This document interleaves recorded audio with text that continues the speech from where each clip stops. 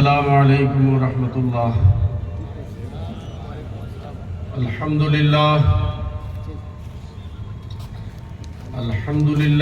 نحمده ونستعینه ونستغفره ونؤمن به ونتوکل علیہ ونعوذ باللہ من شرور انفسنا ومن سیئات اعمالنا من يهده الله فلا مضل له ومن يضلله فلا هادي له ونشهد أن لا إله إلا الله شهادة تكون للنجاة وسيلة ولرفع الدرجات كفيلة ونشهد أن محمدا عبده ورسوله صلی اللہ تعالی علیہ وسلم۔ اما بعد فاعوذ باللہ من الشیطان الرجیم، بسم اللہ الرحمن الرحیم۔ ان اللہ وملائکتہ یصلون علی النبی یا أيها الذين آمنوا صلوا عليه وسلموا تسليما اللهم صل على سيدنا ومولانا محمد وعلى آل سيدنا ومولانا محمد وبارك وسلم وصلوا عليه۔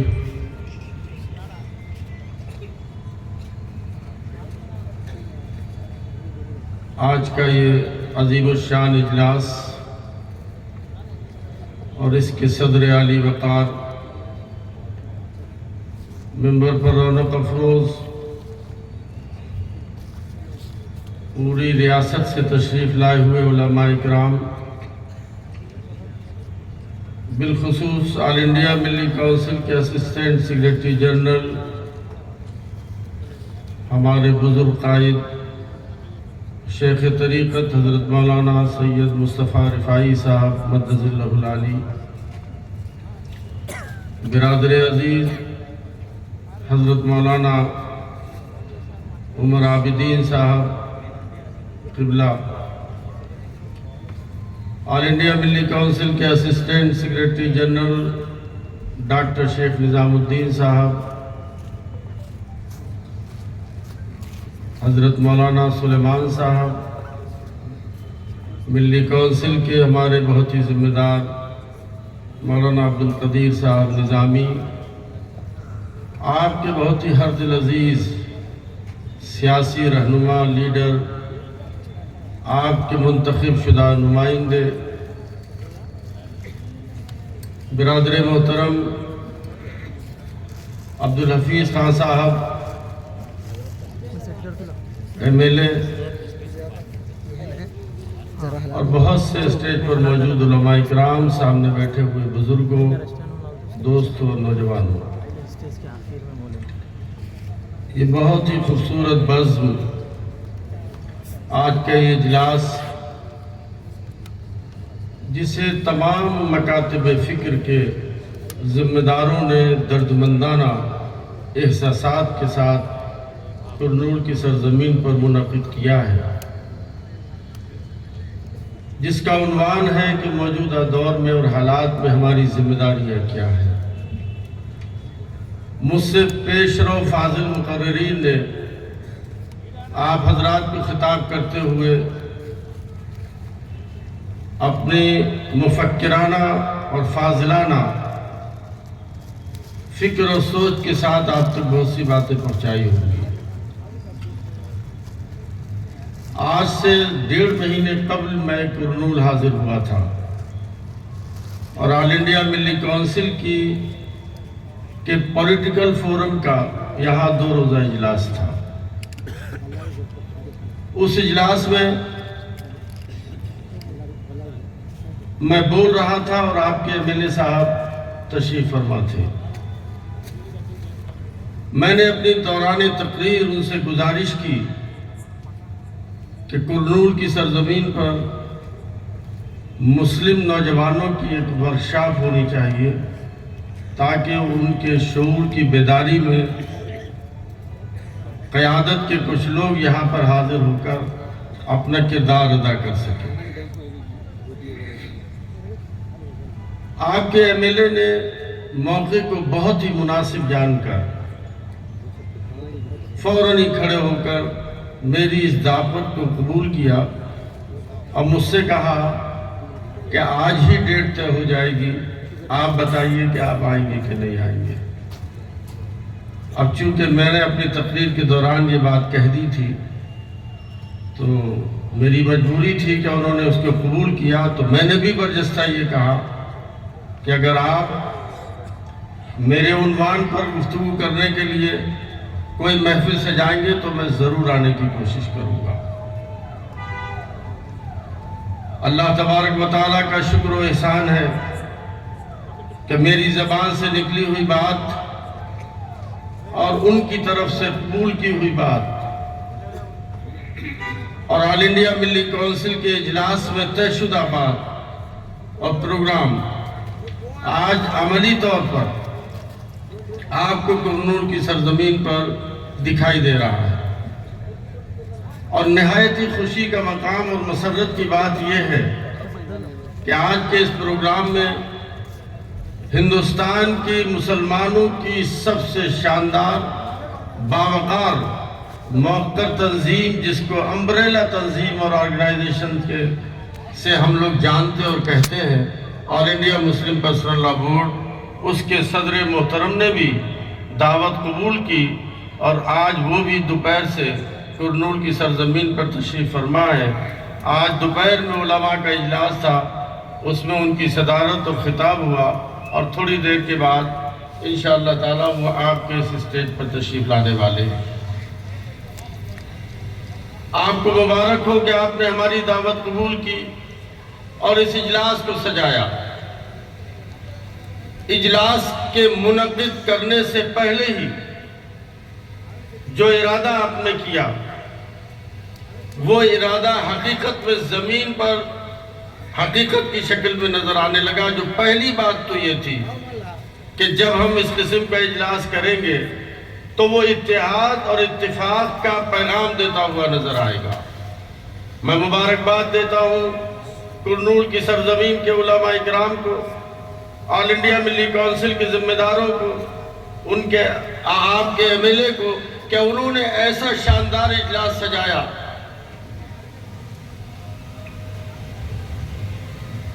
جس کا پیغام سیدھا سیدھا یہ گیا کہ ملت مسلمہ متحد ہو کر کے اور اس علاقے کے تمام لوگ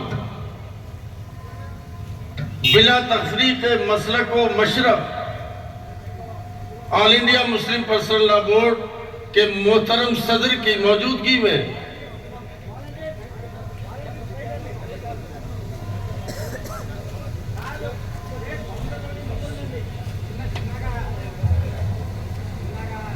دیکھیے حضرت صدر محترم All India Muslim Personal Law Board کے تشریف لے آئے ہیں۔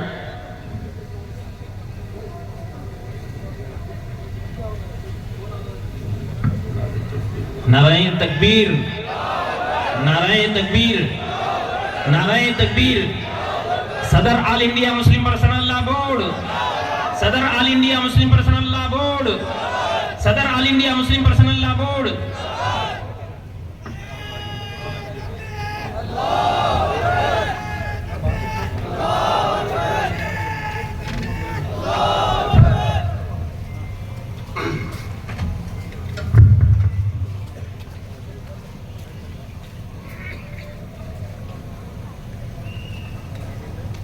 صدر محترم کی تشریف آوری ہو چکی ہے، تو میں آپ سے یہ عرض کر رہا تھا کہ آپ نے ایک میسیج دیا اور ایک پیغام دیا جو All India Milli Council, All India Muslim Personal Law Board کے ذمہ داران جس فکر کو اپنے سینے سے لگائے پورے ملک میں گشت کرتے ہیں، گھومتے ہیں کہ ہم ملت کے درمیان اتحاد و اتفاق کا پیغام دے کر ملت کو ایک جگہ جمع کر کے اس کے تمام ایشوز کی فکر کرتے ہیں اور اس کو ایک جگہ لا کر متحد متفق رکھنے کی جد و جہد کرتے ہیں۔ کرنول کی سرزمین پر یہ ایک شاندار پروگرام ہے جس میں تمام تھاٹس کے لوگ یہاں پر جمع ہوئے، اور اللہ کا شکر ہے کہ نظر بھی آ رہے ہیں اور دن میں بھی نظر آئے۔ آپ لوگ اچھی طرح سے جانتے ہیں کہ موجودہ حالات ملک کے جو دور گزر رہا ہے، جن حالات سے ہم اور آپ دوچار ہیں، ان حالات میں آپ کی کیا ذمہ داریاں بنتی ہیں۔ میں ہمیشہ یہ بات کہتا ہوں اور آپ سے عرض کرتا ہوں، خاص طریقے پہ ملت کے نوجوانوں، میری بات پر سنجیدگی کے ساتھ غور کرنا۔ میں آپ سے گزارش کر کے جاؤں گا یہاں سے کہ یاد رکھیے، قوموں پر جب حملہ ہوتا ہے، جب قومیں زبوحالی اور پسماندگی کے شکار ہوتی ہیں، قومیں جب پستی سے گزرتی ہیں، تو ان پر جو پہلے سے ان کے اندرونی اور باہر کے حملے ہوتے ہیں وہ دونوں تیز ہو جاتے ہیں۔ آپ اس وقت ایک ایسے دور سے گزر رہے ہیں کہ آپ پر باہر سے بھی حملہ تیز ہے، آپ کے اندر کے حالات بھی فکر بندی کے ہیں۔ میں آپ سے یہ بات اس لیے کہہ رہا ہوں کہ ہم جب گزر رہے ہیں اس ماحول سے تو ہمیں اندازہ ہوتا ہے کہ باہر کا حملہ ہمارے اندرون پر کیا اثر ڈال رہا ہے، جس کا احساس ہے ہمیں۔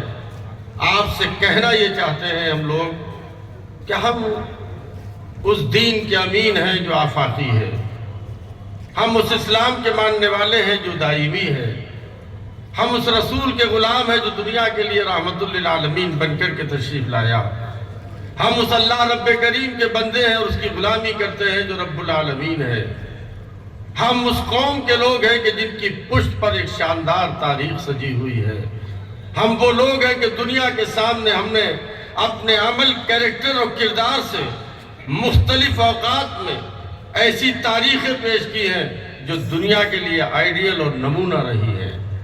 ہم وہ قوم ہیں جنہوں نے اپنے خون سے سینچ کر، ہمارے اسلاف نے اللہ تبارک و تعالیٰ کے اس دین کو ہمیں منتقل کیا ہے۔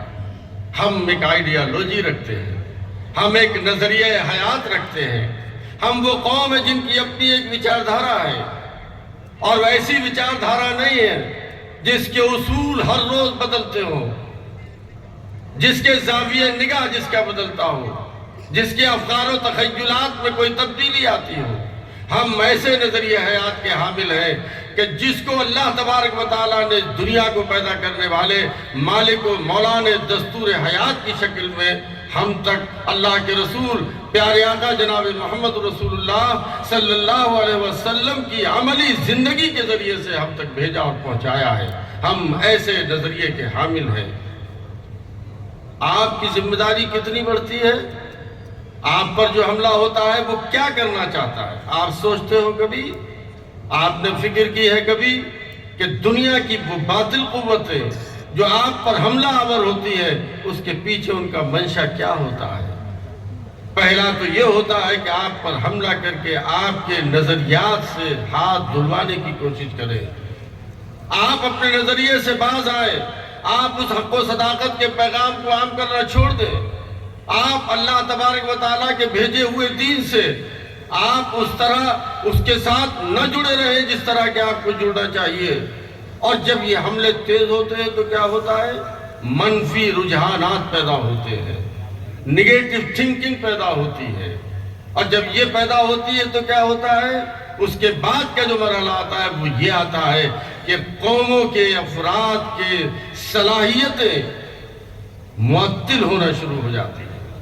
جب وہ معطل ہونا شروع ہو جاتی ہے تو جو آپ کا مخالف ہے وہ چاہتا ہے کہ آہستہ آہستہ آہستہ آہستہ حملہ اتنا تیز کرو کہ ان کی صلاحیتیں بھی معطل ہو جائیں، اور یہ ایک منزل پر جا کر یہ کہنے لگے کہ اب حالات کا دباؤ اتنا ہو چکا ہے کہ ہماری صلاحیتیں معطل ہی نہ رہے بلکہ ہم اپنے نظریات سے پیچھے ہٹ جائیں۔ آپ کا مخالف کسی کام پہ لگا ہوا ہے۔ آپ پڑھتے ہوں گے اخبارات میں آرٹیکل، آج کل میں پڑھ رہا ہوں، دیکھ رہا ہوں کہ وہ یہ سمجھ رہے ہیں کہ آپ پر منفی رجحانات کے اثرات مرتب ہونے لگے ہیں۔ شاید آپ کے اندر کے لوگ بھی اب منفی اثرات کو دیکھ کر اپنے رجحانات کے ساتھ اخباروں میں آرٹیکل لکھ رہے ہیں۔ اور ہمیں سمجھانا چاہتے ہیں کہ ہم شاید دنیا کی زمین پر ایک ایسی قوم ہے جو بے مقصد ہے، ہمارا کوئی مطلب نہیں ہے۔ ہم انسانوں کی وہ بھیڑ اور ہجوم ہے کہ جس کے سامنے کوئی ایجنڈا، کوئی لاہے عمل نہیں ہے، جس کے سامنے اپنا کوئی ترتیب شدہ پروگرام نہیں ہے۔ کیا صرف اتنے دنوں میں آپ نے ہمیں نکمہ سمجھ لیا؟ آپ نے ہمیں ایک بھیڑ تصور کر لیا؟ میں ببانگ دہل بلا خوف تردید اس اسٹیج سے یہ بات کہتا ہوں کہ لوگوں وقتی حالات کی تبدیلی سے ایک ایسی قوم کو جو زندہ تھی اور زندہ ہے، توحید و رسالت پر جس کا یقین ہے، جس کی پشت پر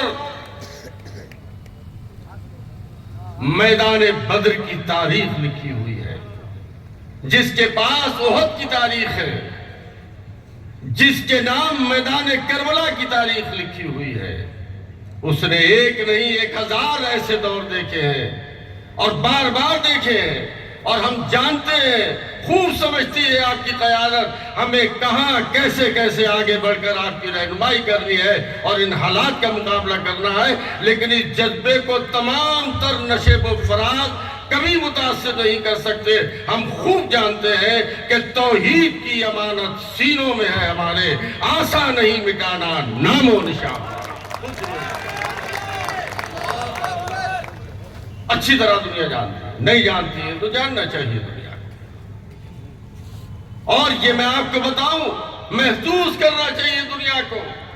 ہم چیلنج نہیں کر رہے ہیں، لیکن حالات میں آپ کے احساسات کو زندہ رکھنا چاہتے ہیں کہ خالق کبھی ہاتھوں میں علم لیتے ہیں، خالق کبھی ہاتھوں میں علم لیتے ہیں، تاریخ کبھی موجوں کے قدم لیتے ہیں، اور ہر دور میں اٹھتے ہیں یزیدی فتنے، ہر دور میں شبیر جنم لیتے ہیں۔ لوگوں کو یہ محسوس کرنا چاہیے ہم امن کے حامی لوگ ہیں، ہم محبت کے پیغامبر بن کے رہنا چاہتے ہیں، ہم پیار کا پیغام دیتے ہیں۔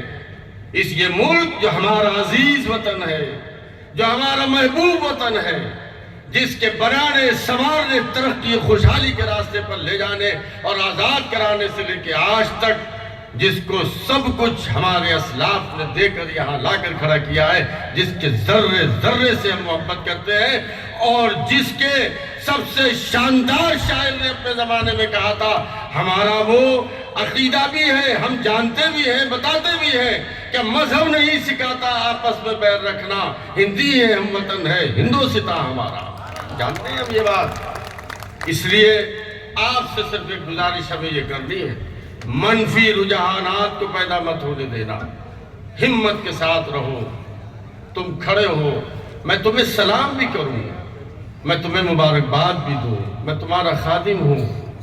بہت بڑی تنظیم کے صدر محترم ہمارے بیٹھے ہیں، ملت کے نوجوانوں تمہیں سلام کرتا ہوں، ہدیہ تبریک پیش کرتا ہوں۔ پچھلے جو 2-4 سال میں اس ملک میں شرپسند عناصر نے حالات پیدا کیے، تمہارے پائے ثبات میں تزلزل نہیں آیا، تمہارے اندر جو تحریک پیدا کر کے لوگ شر پیدا کرنا چاہتے تھے، تم نے اپنے جذبات پر کنٹرول رکھا، تم نے تحمل کیا، تم نے وہ مظاہرہ کیا ہے تاریخ کا اس 2-4 سال میں جس کو یہ ملک یاد رکھے گا۔ تم نے آنکھوں کے سامنے ایسا ماحول دیکھا کہ لوگوں پر کیا کیا ظلم کیے جا رہے ہیں، کیا کیا ظلم ہوئے، لیکن تم نے صبر کا دامن ہاتھ سے نہیں چھوڑا۔ امن کی تاریخ اس ملک میں جب لکھی جائے گی، تمہارا نام اس فہرست میں پہلے نمبر پر لکھا جائے گا۔ اور کیا چاہتی ہے دنیا ہم سے؟ اشتراک عمل کرتے ہیں، محبت و یگانگت کا پیغام دیتے ہیں، بھائی چارے کی کوشش کرتے ہیں۔ تمام 70 سال میں مزدوری کر رہے ہیں، پنچر جوڑ رہے ہیں، سرکار میں حصہ نہیں مانگتے، سسٹم میں ڈی ایم ایس پی کا حصہ نہیں مانگتے، اس کے بعد بھی اس وطن کی مٹی سے محبت کر کے وقت گزارتے ہیں۔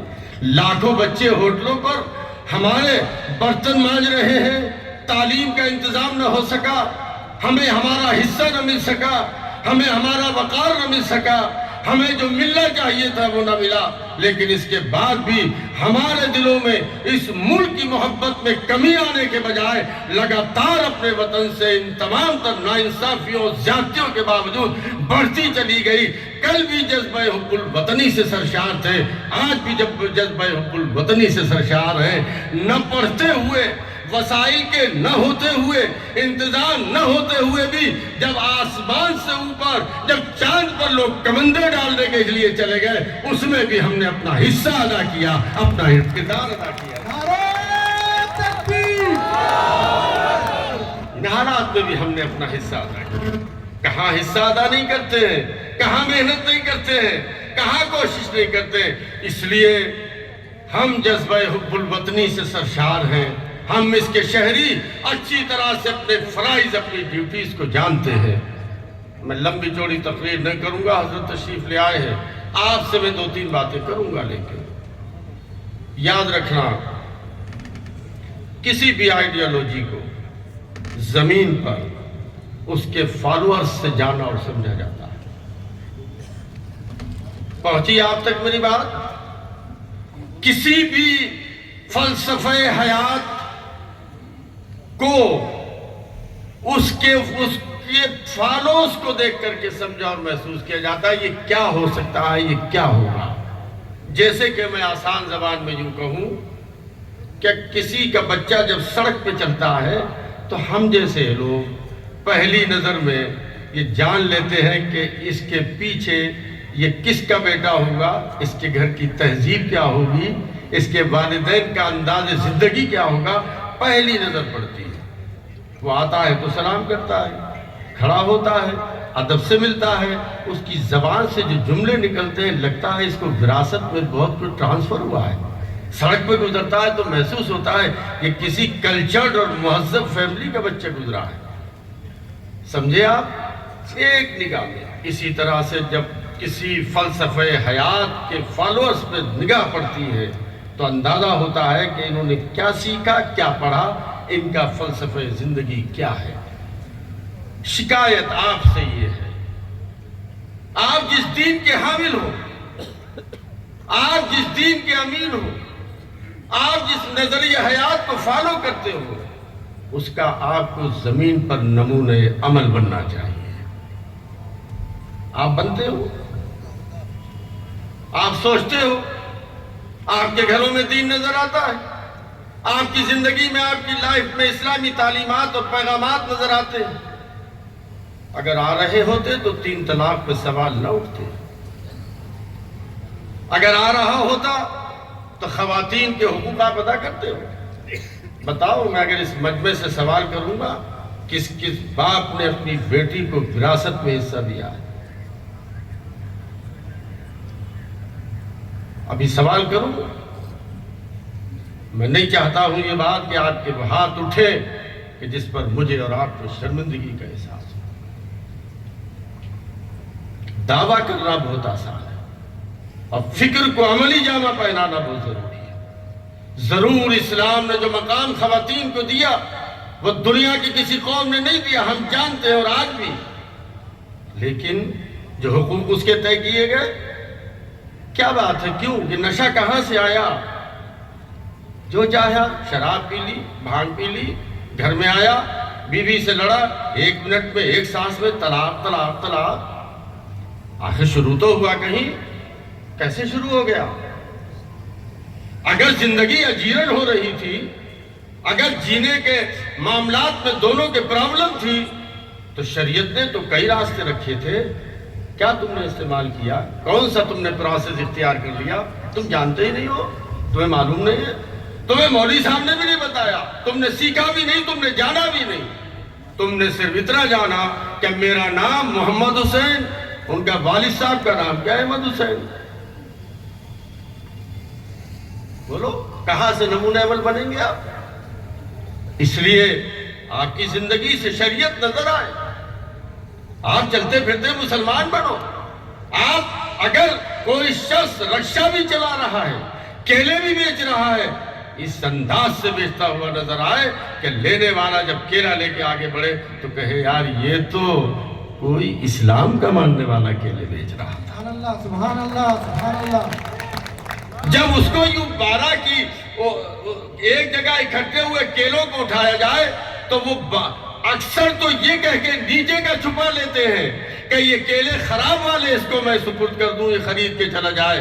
آپ اسے یوں اٹھا کے دکھائیے کہ یہ ہے میرے پاس 12 کیلے، لیکن میاں آپ لے تو جاؤ نیچے کہ یہ خراب ہے. تو پچھلے والا جو بھڑانا چاہتا تھا، اگلے والا مومن جب یہ بتائے گا وہ کہے گا یہ ہوئی صداقت، یہ ہوئی ایمانداری، یہ ہوئی دیا. سبحان اللہ سبحان اپنے اس اللہ. نے مال کو اپنے اس طرح سے بتا دیا.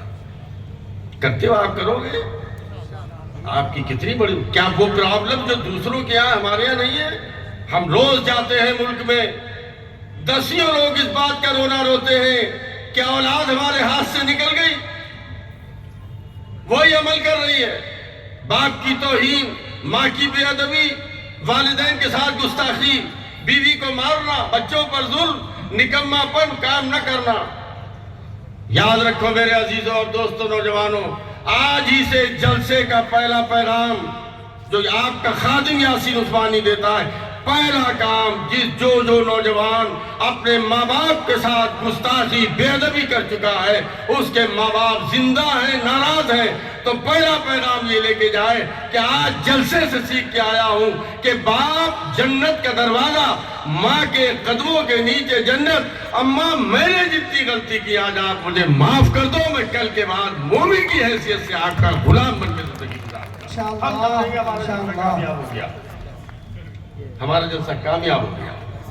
اس کے بعد آپ دیکھنا، میں لمبا نہیں جانا چاہتا ہوں تقریر میں، آپ کو پڑھنا چاہیے اسلام کو، آپ کو اسلام کو پڑھنا چاہیے. میں علماء اکرام سے گزارش کرتا ہوں، نوجوانوں تم سے بھی کہتا ہوں، قرآن کریم تمہارے گھروں میں رکھا ہوا ہے، وہ رمضان میں کھلتا ہے جب روح اور نزا کی کیفیت ہوتی ہے اور روح قفص عنصری سے پرواز کرنا چاہتی ہے تو سورہ یاسین کی تلاوت کے لیے کھلتا ہے. بچہ جب اچھلنے لگتا ہے، کودنے لگتا ہے، چھوٹا سا بچہ، اس پر دعا کے لیے کھلتا ہے. نیا مکان بنتا ہے تو اس کے افتتاح کے لیے کھلتا ہے. کبھی قرآن کریم میں تم نے کھول کے دیکھا کہ وراثت کا چیپٹر کیا ہے؟ آپ نے کھول کے دیکھا طلاق کا طریقہ کیا ہے؟ آپ نے کھول کے دیکھا کبھی قرآن کریم کو کہ اس میں اخوت کے بارے میں کیا کہا گیا ہے؟ آپ نے اس کو کھول کے دیکھا کہ قُلْ إِن كُنتُمْ تُحِبُّونَ اللَّهَ فَاتَّبِعُونِي يُحْبِبْكُمُ اللَّهُ کا کیا معاملہ ہے؟ کبھی آپ نے پڑھا یا ایھا الذین آمنوا ادخلوا فی السلم کافہ کیا ہے؟ کبھی آپ نے سوچا کہ المال والبنون زینۃ الحیات الدنیا والباقیات الصالحات کیا ہے؟ آپ نے تو نہیں پڑھا، بلکہ حالت تو یہ ہے کہ قل واللہ شریف یاد ہے، بعض بزرگوں کو پوری زندگی اسی پر نماز ہو رہی ہے. آپ نے اس قرآن کو کھول کے نہیں دیکھا جو دستور حیات ہے، جس کو ہر روز جس کی 5 آیتیں پڑھتے آپ کے ذہن کے گوشوں میں محفوظ ہوتی، اور جب کوئی مخالف اسے اٹھا کے دکھاتا کہ یہاں مشرک کہا گیا، یہاں کافر کہا گیا، یہاں جہاد کی دعوت دی گئی ہے، یا فلاں کیا گیا ہے، آپ کے ذہنوں میں ہر سوال کا جواب ہوتا کہ کس کو کیا کہا گیا ہے، کس کو کیوں کہا گیا ہے، یہاں پر جہاد کا کیا اس کا ریلیشن کیا ہے، اس کا تعلق کیا ہے، یہ کس ضمن میں کیا بات کہی گئی ہے، کسی نوجوان کو نہیں معلوم ہے. دفاع کیسے ہوگا؟ یاسین عثمانی کی تقریر سے ہو جائے گا، عمر عابدین صاحب کی ایک تقریر سے اس کا دفاع ہو جائے گا. دفاع تو کالجوں میں ہوگا، یونیورسٹیز میں ہوگا، سڑکوں پر ہوگا، کچہری میں ہوگا، دکانوں پر ہوگا، آپ کے ذریعے سے ہوگا. اور جب آپ کو معلوم ہوگا تب ہوگا نا. آپ کو معلوم نہیں ہے تو دفاع کون کرے؟ آپ کو ایک پڑھا لکھا شخص سامنے سے آ کے کہتا ہے کہ صاحب قرآن تو یہ کہتا ہے جہاد کے بارے میں، آپ کو معلوم نہیں، آپ نے سنا، آپ نے کہا وہ تو آج یہ کہہ رہا تھا کہ قرآن کریم کے بارے میں یہ کہا جا رہا ہے. تو میرے عزیز و دوستو، قرآن کریم کی تعلیمات سے اپنے آپ کو لیس کرو، اللہ کے رسول کی مقدس زندگی سے لیس کرو. جانتے ہو ہم سے دنیا جہاد کے بارے میں سوال کرتی ہے. جب جنگ بدر ہو چکی اور قیدی گرفتار کر کے لائے گئے، سن لو بھائی سب لوگ نوجوانوں، یاد رکھنا، ہم سے لوگ جہاد پر سوال کرتے ہیں، ان کی سب کی رسیوں سے کسے ہوئے لوگ پڑے تھے. کیا کیا تھا جنگ بدر میں؟ رات کو اللہ کے رسول حضور پاک علیہ السلام تشریف فرما تھے، صحابہ اکرام بھی تشریف فرما تھے. سرکار کو نیند نہیں آ رہی تھی. صحابہ نے عرض کیا یا رسول اللہ آپ سو کیوں نہیں رہے؟ فرمایا عباس کے کراہنے کی آواز آ رہی ہے. آپ کی جو مشقیں کسی ہوئی تھی عباس بھی اس میں اس وقت گرفتار ہو گیا، لیکن کراہنے کی آواز آ رہی ہے. سن لو اس کو. ہم سے دنیا سوال کرتی بہت دہشت گردی کے الزام ہم پہ لگے تھے، اب نکلے ہو اس سے آ کر کے. جب یہ فرمایا تو صحابہ اٹھے اور کہا کہ سرکار کو نیند آ جائے. آگے بڑھے اور جا کر کے حضرت عباس کی مشکوں کو ڈھیلا کر دیا، ڈھیلا کر دیا. آ کر کے بیٹھ گئے اور سوچا یہ کہ سرکار کو اب نیند آ جائے گی. تھوڑی دیر کے بعد دیکھا کہ سرکار پھر جاگتے ہوئے نظر آ رہے. پھر سرکار سے اس کیا کہ حضور اب کیا بات ہے، آپ آرام فرما لیجئے تھوڑا سا. کہا کہ آرام تو کر لوں، اب عباس کے کرانے کی آواز کیوں نہیں آ رہی؟ اب یہ سوال کیا تو صحابہ نے کہا یا رسول اللہ ہم نے ان کی ان رسیوں کو تھوڑا ڈھیلا کر دیا تھا جس سے تکلیف ہو رہی تھی. اللہ اکبر. ہم قربان، ہمارے ماں باپ قربان، جناب رسول اللہ صلی اللہ علیہ وسلم کے قدم ناز پر یہ تاریخ کے سینے میں محفوظ ہے. ارشاد فرمایا کہ عباس کی رسییں تم نے ڈھیلی کر دی. کہ یا رسول اللہ ڈھیلی کر دی. کہا کہ اچھا اسی لیے ان کو چین آ گیا ہے، جاؤ جتنے بھی قیدی ہیں سب کی رسیاں ڈھیلی کر دو. سبحان اللہ سبحان اللہ سبحان اللہ. کہاں سے لاؤ گے یہ انصاف؟ پڑھیے تم نے جنگ بدر کی تاریخ. آج 1400 سال سے زیادہ گزر جانے کے بعد اس عدل و انصاف کو دنیا سر اٹھا کے دیکھتی ہے تو بڑے بڑے اچھوں کی ٹوپیاں گر جاتی ہیں. لوگ باتیں کرتے ہیں عدل و انصاف کی. اس لیے میں نے آپ سے عرض کیا اپنے آپ کو نمونہ عمل بناؤ. جس دن تم دنیا میں اور تمہارے ہی ذمہ امامت، شجاعت، امارت، قیادت، سیادت سب کچھ تو تمہارے ذمہ لکھی تھی. ہوا کیا؟ ہوا تو یہ کہ تیرے کردار سے ہے تیرا پریشان ہونا، تیرے کردار سے ہے تیرا پریشان ہونا، ورنہ مشکل نہیں مشکل تیری آسان ہونا. سارے عالم کو ضرورت ہو تیری اے مسلم، تو سمجھ جائے اگر اپنا مسلمان ہو. اتنا سا سمجھ لو کہ تم مومن ہو، تمہیں دنیا کے غم و تکلیفوں کو بانٹنا ہے. تمہارے ذمہ انسانوں کے ہونٹوں پر مسکراہٹ لانا تمہاری ذمہ داری تھی. 30 کروڑ لوگ اس ملک میں رات کو بھوکے سوتے ہیں، تم نے فکر نہیں کی. کیا ہو رہا ہے دلتوں کے ساتھ روز دیکھتے ہو، سوچ سکتے ہو. سائنس میں آسمان پر، چاند پر، سورج پر جانے کے دعوے ہم کر رہے ہیں، کامیاب ہو رہے ہیں، اور زمین پہ کیا کر رہے ہیں؟ کھڑے ہو کر دلت پر پیشاب کر رہے ہیں. کیا ترقی ہے. وہ اندھیرا ہی بھلا تھا کہ قدم راہ پہ تھے، روشنی لائی ہے منزل سے بہت دور ہمیں. بہت خوب. وہ اندھیرا ہی بھلا تھا کہ قدم راہ پہ تھے. کہاں کھڑے ہیں آپ؟ کتنا درد آپ کو بانٹنا ہے انسانیت کا. کیسے عزت ملے اللہ کے ایک ایک بندے کو اللہ کی زمین پر. مسلمانوں یہ تمہاری ذمہ داری ہے. جاؤ بکھر جاؤ لوگوں کے درمیان. اسلام کی شاندار تاریخ کو اپنے سینے سے لگا کر اس پیغام کو جس کو پہنچانا، جس میسج کو تمہاری ذمہ داری تھی، اپنے تمام ملک کے بھائیوں کے ساتھ ہندو، مسلمان، سکھ، عیسائی، دلت، غریب، امیر سب سے ہاتھ ملا کے کہو کہ ہم اسلام کا پیغام لے کر کے آئے. ہم چاہتے ہیں کہ تم سے بات کریں، تم سے دوستی ہو، تمہارے مغالطوں کو دور کریں. ہم اسلام کے امین ہیں، ہم اپنی ذمہ داری کو پورا کرنا چاہتے ہیں، عملی طریقے پر بھی اور اس سے بھی. آل انڈیا مسلم پرسنل لا بورڈ کا یہی پیغام ہے، اصلاح معاشرہ چلاتا ہے. آپ نے دیکھا ابھی جب UCC کا معاملہ آیا، صرف بنے ہوئے 15 دن ہوئے تھے نئے بورڈ کو اندور میں. اس کے بعد ہی فوراً یہ سامنے آ گیا سب سے بڑا مسئلہ، جس کے لیے ہی بورڈ، جس کے لیے تشکیل اور عمل ہوئی تھی بورڈ کی آج سے 1972 اور 73 میں. وہ سب سے بڑا مسئلہ سامنے آ گیا کہ کامن سول کوڈ کا نفاذ کریں گے، ہم اس کا مسودہ لائیں گے. اور آتے ہی ہمارے صدر محترم نے جو تحریک چلائی اور آپ سب نے مل کر جو تحریک چلائی اب وہاں تک اپنی آواز کو پہنچانے کی کوشش کی جہاں ہم اپنی آواز پہنچا سکتے تھے. فی الحال لگتا ہے کہ رکا ہوا ہے، لیکن یہ بار بار یہ شیروانی جیسے ایک آدھ ہمارے یہاں الیکشن لڑنے والے تھے، وہ جب الیکشن آتا تھا تو شیروانی نکال لیا کرتے تھے، ورنہ مٹکے میں رکھی رہتی تھی، وہ نکالی اور پہلی نکالی. یہ وہ والی چیز ہے کہ یہ نکالیں گے اس کو ہر الیکشن میں اور سامنے آئیں گے UCC کو لے کر. تو ابھی ہمیں بڑا مقابلہ کرنا ہوگا. میں 3 باتیں کہہ کے بارش آ رہی ہے اپنی بات کو ختم کرتا ہوں. میرے عزیزوں، شریعت پر عمل کرو، قرآن کریم کو پڑھو، اور دیکھو بارش ہوگی تو جائے گا کوئی نہیں. ہاں سمجھ لیجیے آپ، کتنی ہی تیز بارش ہوگی، اس بارش میں اللہ کا، اس کے رسول کا اور شریعت کے تحفظ کا ذکر جب تک ہوگا اس وقت تک آپ یہاں پہ تشریف فرما رہیں گے. 3 چیز بتائیے ہاتھ اٹھا کر کے. جائے گا کوئی نہیں، اپنی جگہ انشاءاللہ بیٹھے رہیں گے آپ. میں 3 باتیں کہہ کے جلدی سے آپ سے رخصت ہوتا ہوں. شریعت پر عمل کی کوشش شروع کریے، پیغامات کو عام کریے، بچوں کو پڑھائیے، متحد رہیے، اسلام کے دامن کو پکڑے رہیے، اور اس ملک کی ترقی خوشحالی میں اپنے تشخص کے ساتھ اس ملک کو آگے بڑھانے کے لیے اپنا کردار ادا کیجیے. اسی خاک سے، اسی زمین سے ابھرتے چلو، بڑو دلیروں اندھیروں سے جنگ کرتے چلو. سسکتی رات کا سانچہ پگھلنے والا ہے، سحر قریب ہے، سورج نکلنے والا ہے. زندگی رہی تو پھر جلدی ملاقات ہوگی. اللہ حافظ.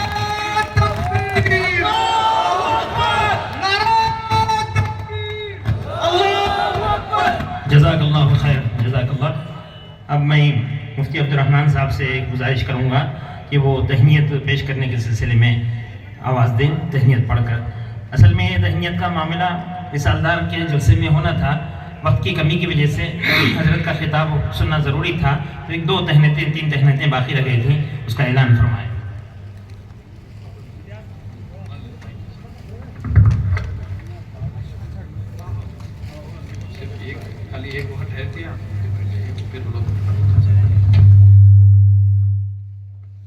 بسم اللہ الرحمن الرحیم.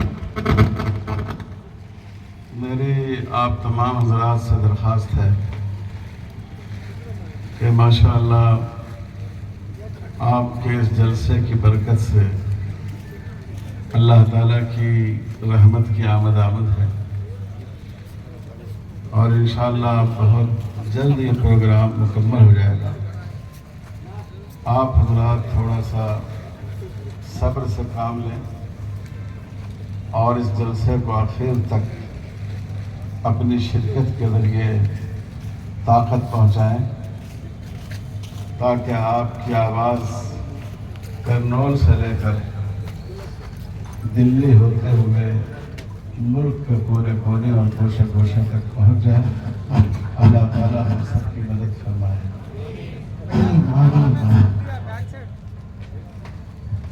اب MLA حفیظ خان صاحب سے درخواست ہے، جو حاضرین عزیز اور متحرکی حرکاتی شخصیت ہیں، میں ان سے گزارش کرتا ہوں کہ اپنے خیالات پیش کریں.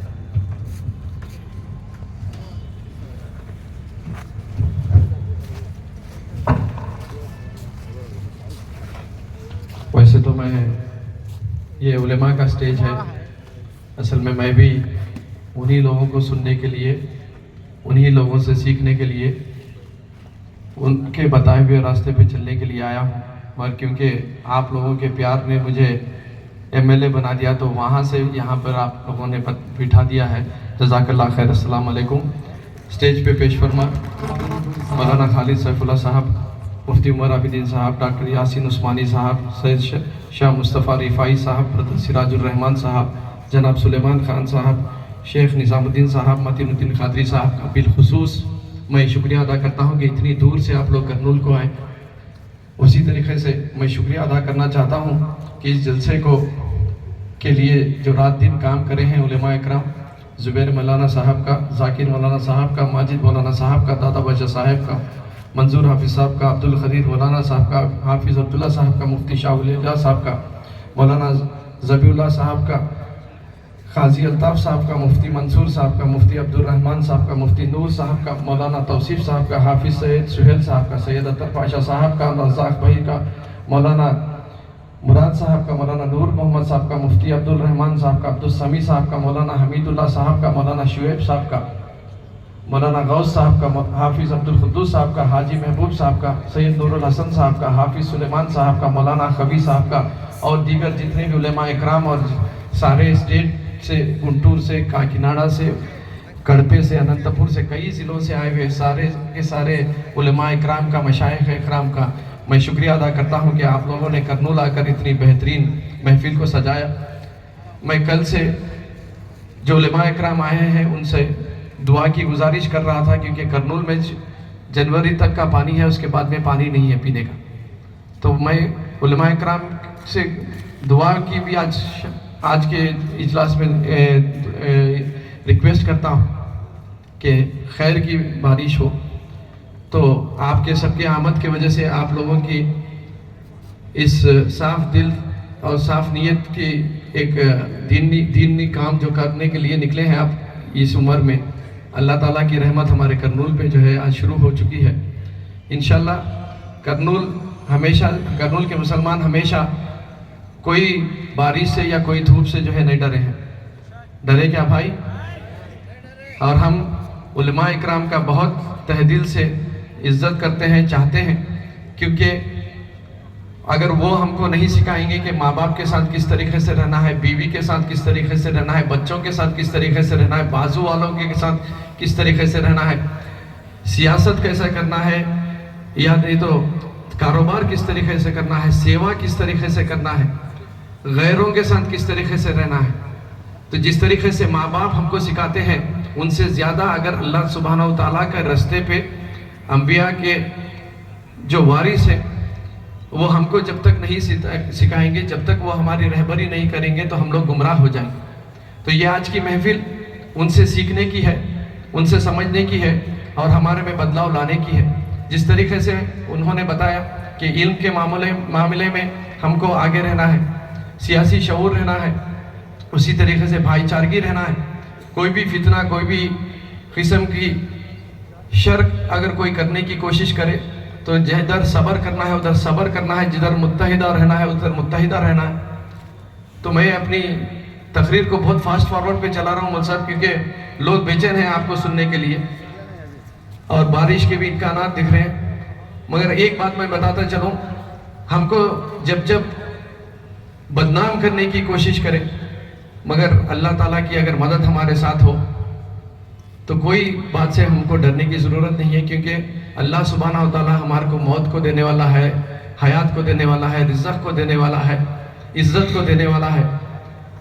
कोविड कोरोना के टाइम पर भी ऐसा हमारे बारे में जो है बताया गया कि जिस तरीके से कि सारे हिंदुस्तान में कोरोना हम ही लेकर आए बोलकर, दिल्ली तक लेकर आए बोले तो करनूल तक भी लेकर आए बोलकर बता दिए थे, उसमें मेरा भी नाम लगा दिए थे। मगर सारे हिंदुस्तान में जिस तरीके से कौम और मिलत के लिए और गैरों के लिए, सारों के लिए एक रहमत वाला काम जिस तरीके से इस्लाम बताया, जिस तरीके से जो है बहुत मोहब्बत से कोरोना के टाइम पे जो है जो काम मुसलमानों ने किया, उसकी वजह से फिर से जो है वो जो दाग था वो धुल गया। तो जब तक हम लोग काम करते रहेंगे, कुर्बानी देते रहेंगे, प्यार करते रहेंगे, ख़ास तौर पे हमारे हिंदू भाइयों से, क्रिश्चियन भाइयों से, कोई मीडिया आपको जो है उन लोगों से दूर नहीं कर सकेंगे इंशाअल्लाह ताला। और उसी तरीके से कुर्बानियों को जो है नहीं भूलना है, चाहे वो मौलाना अबुल कलाम आज़ाद की रहंदो, अशफाकुल्लाह खान साहब की रहंदो, टीपू सुल्तान की रहंदो, या हमारे करनूल के गुलाम रसूल खान साहब की रहंदो, या पूरे उलेमा इकराम की रहंदो, चाहे कोई भी मुसलमानों की फ्रीडम फाइटर्स की रहंदो। जब तक हम लोग ये सोचते रहेंगे मेरे बीवी मेरे बच्चे जब ज़रूरत पड़ेंगी कुर्बानी की तो ज़रूर देना पड़ता। यह भी आपकी कुर्बानी है कि आप लोगों ने इतना वक्त निकाल कर यहाँ पर आकर आपने बैठा है। ये भी कुर्बानी है कि आप लोग जो है अगर बारिश भी हो जाए, तूफान भी आ जाए, आप लोग हिलने वाले नहीं। मगर यही जज्बा हमेशा रहना चाहिए, हम बुजुर्गों से सीखना चाहिए। मैं तो सिर्फ खिदमत करने के लिए यहाँ पर आया हूँ, मगर फिर भी तनकीद होती है मेरे ऊपर भी, मगर मैं कभी कोई तनकीद को जो है तनकीद की वैसा नहीं देखता। मैं समझता हूँ कि मेरे को और मजबूत काम क्या कर सकता हूँ, उस तरीके से काम करते जाता हूँ। अल्लाह की मदद मुझको मिलती जाती है, आप लोगों की दुआएं मिलते हैं, इतने बड़े बड़े बुजुर्गों के जो है आज दुआएं मिल रहे हैं। जज़ाकल्लाह खैर, अस्सलाम वालेकुम। माशाअल्लाह, जज़ाकल्लाह। अब मौलाना हज़रात, शहर में بڑے بڑے اجلاس آل انڈیا مسلم پرسنل لا بورڈ کا ہو، ملی کونسل کا ہو، اور دیگر سیرت کا جلسہ ہو، عظمت رسول کا جلسہ ہو، ان میں خوب آگے بڑھ کر حصہ لینے والی شخصیت مولانا زبیر احمد خان صاحب رشادی، وہ حضرت کے ہاتھوں سے اپنی تہنیت حاصل فرمائے. اور اسی طرح ایم ایل اے صاحب کی خدمت میں بھی شہر کے تمام علماء اکرام یہ تہنیت پیش کر رہے ہیں. پڑھی نہیں جائے گی، ڈائریکٹ پیش کریں گے.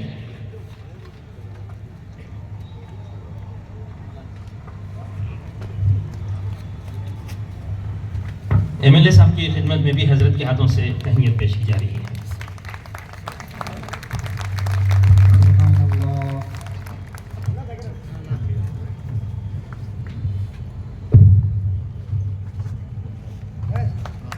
الحمدللہ آل انڈیا مسلم پرسنل لا بورڈ شاہد ضلع کرنول کی بڑے خدمات ہیں، بڑی محنتیں ہیں. کرنول کی جو آل انڈیا مسلم پرسنل لا بورڈ ہے، اس کے صدر مولانا سید ذاکر احمد صاحب ہیں اور ہمارے مولانا زبیر احمد خان صاحب ہیں، اور بھی بہت سارے شہر کے علماء کرام ہیں. الحمدللہ پرسنل لا بورڈ کی طرف سے جو بھی ہدایت آتے ہیں اس کے مطابق الحمدللہ پوری طرح گامزن ہیں، لگے ہوئے ہیں. نو منتخب صدر عالی جناب مخدومنا و استاد الاساتذہ حضرت مولانا سید خالد صاحب رحمانی صاحب دامت برکاتہم، آپ کی سرپرستی انشاءاللہ آپ کی ہدایت پر قدم بقدم ہم چلیں گے. نہ صرف یہ تنظیم بلکہ اس کے تابع پورے جتنے ہمارے شہر کے جتنے بھی علاقے کے لوگ ہیں سب انشاءاللہ عمل کریں گے.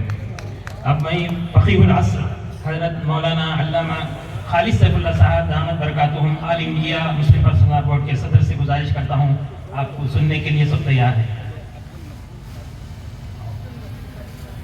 اس سے پہلے جناب مولانا عبد المتین خاکری صاحب سے، جو رکن اساسی ہیں آل انڈیا مسلم پرسنل لا بورڈ کے، حیدرآباد سے تشریف لائے ہیں ہمارے درمیان، وہ خطاب فرمائیں گے. اس کے بعد حضرت کا تفصیلی خطاب ہوگا. صدر محترم کو ہم سب کو سننا ہے. السلام علیکم ورحمۃ اللہ وبرکاتہ. اعوذ باللہ من الشیطان الرجیم. بسم اللہ الرحمن الرحیم. الحمدللہ رب العالمین والصلاة والسلام علی رسولہ النبی الکریم. اما بعد، محترم فقیہ العصر صدر بورڈ مولانا خالد سیف اللہ رحمانی صاحب مدد اللہ العالی، بورڈ کے دیگر اکابرین، علماء اکرام، سیاسی قائدین، معزز حاضرین اکرام، میں نے حضرت والا سے گزارش کی کہ بارش کے آثار ہیں، میں کسی اور موقع پر انشاءاللہ مخاطب کرنے کی سعادت حاصل کروں، آپ مخاطب کرائیں، لیکن صدر محترم کا حکم ہے اور میں بورڈ کا ایک ادنا سے سپاہی ہوں اور میں نے حکم کی تعمیل میں آپ کے سامنے کھڑا ہوں. عزیزان گرامی، گفتگو تو بہت زیادہ کرنی تھی، لیکن میں اپنی گفتگو کو مختصر کرتا ہوں تاکہ آپ حضرت والا کے خطاب کو سماعت کریں. موجودہ حالات جو ملک کے ہیں، بدلتے حالات، اس پہ ہماری ذمہ داریاں عنوان ہیں. اس وقت ایک بات یہ پہلائی جاتی ہے مسلمانوں کے بارے میں کہ مسلمانوں کا جو رول اس ملک میں رہا ہے وہ منفی رہا ہے. یہ نوجوان پہلے ذہن سے نکال دیں اور یہ بات ذہن میں رکھیں کہ آج جو بات کرتے ہیں کہ جو ہے ہم نے ایسا کیا، انہی کے دور میں کتنے ہزار جو مربع گز زمین چائنا قبضہ کر چکا ہے. ایک دور تھا چائنا آسام سے اندر داخل ہوا تیز پور تک اور فوج بھاگ گئی، وہاں کے جو ہے کلیکٹر صاحب چھوڑ کے چلے گئے اور مسلمان آگے بڑھے. تیز پور کے مسلمانوں نے گھر میں جو تھا اس سے چائنی فوج کا مقابلہ کیا، ان کے منہ پھیر دیے. شاگلا چیف منسٹر تھے، ان کو کہنا پڑا کہ جو ہے مسلمانوں نے ہندوستان کی لاج رکھی. نوجوان شرمندہ ہونے کی ضرورت نہیں ہے، یہ منفی جو میڈیا کے ذریعے پھیلایا جاتا ہے آپ کے خلاف، اس سے آپ فکر ہی مت کریے. ہم نے بہت کچھ ملک کو دیا اور دینے کا جذبہ ہم رکھتے ہیں، ہم کسی کی پرواہ نہیں کریں گے اور کسی کو سننے کے لیے ہم تیار ہیں. عزیزان گرامی، میں جانتا ہوں یہ بورڈ کا اجلاس ہے اور بورڈ کے اجلاس میں مجھے کچھ بورڈ کی بھی باتیں کرنا ہے. آپ کو اندازہ نہیں ہے کہ اس وقت جو کوششیں بورڈ کے تعلق سے ہو رہی ہیں وہ میں سمجھتا ہوں کہ مجھ سے پہلے ہمارے نوجوان فقی मुफ्ती मौलाना उमर आबिदीन साहब ने बड़े बलबना अंदाज में आपके सामने रखा होगा, मैं मौजूद नहीं था। फिर उसके बाद हमारे बोर्ड के एक जिम्मेदार सेक्रेटरी मौलाना डॉक्टर यासीन अली उस्मानी साहब को तो मैं सुन रहा था, उनकी गुफ्तगू चल रही थी तकरीर, वो बड़ा बेमिसल खतीब है, हिंदुस्तान के बहुत मशहूर खुतबा में उनका शुमार होता है, उन्होंने तकरीर की होगी। लेकिन यह है कि इस मौके पर कोशिश ये है कि बोर्ड की साख को किस तरह मुतासर किया जाए। और याद रख लीजिए, जमातें, इदारे, तंजीमें, फिरके, मसालिक हिंदुस्तान में मुसलमानों के लिए मुत्तहिदा कोई आवाज़ है तो all India Muslim personal law board है। All India Muslim personal law board के अलावा कोई जमात जो ऐसी नहीं है जो सारे फिरके और मसालिक और मकातिब के लोगों को साथ लेके चलती है। ये बोर्ड है, ये कोई तंजीम जमात नहीं है, बल्कि ये सारी जमातों का मजमा है। ये बात आपके ज़हन में रहनी चाहिए। ऐज़ान गिरामी, इस वक्त जो है मैं कुछ अशार का सहारा लेते हुए अपनी गुफ्तगू को समेट रहा हूँ, क्योंकि बारिश का खदशा बढ़ रहा है और सदर मोहतरम को आपको सुनना है। नौजवानों, ये बात जहन में रखें कि जो है सारी जिम्मेदारी इन अकाबिरीन के खानों पर नहीं, बल्कि इसको आपको शेयर करना पड़ेगा।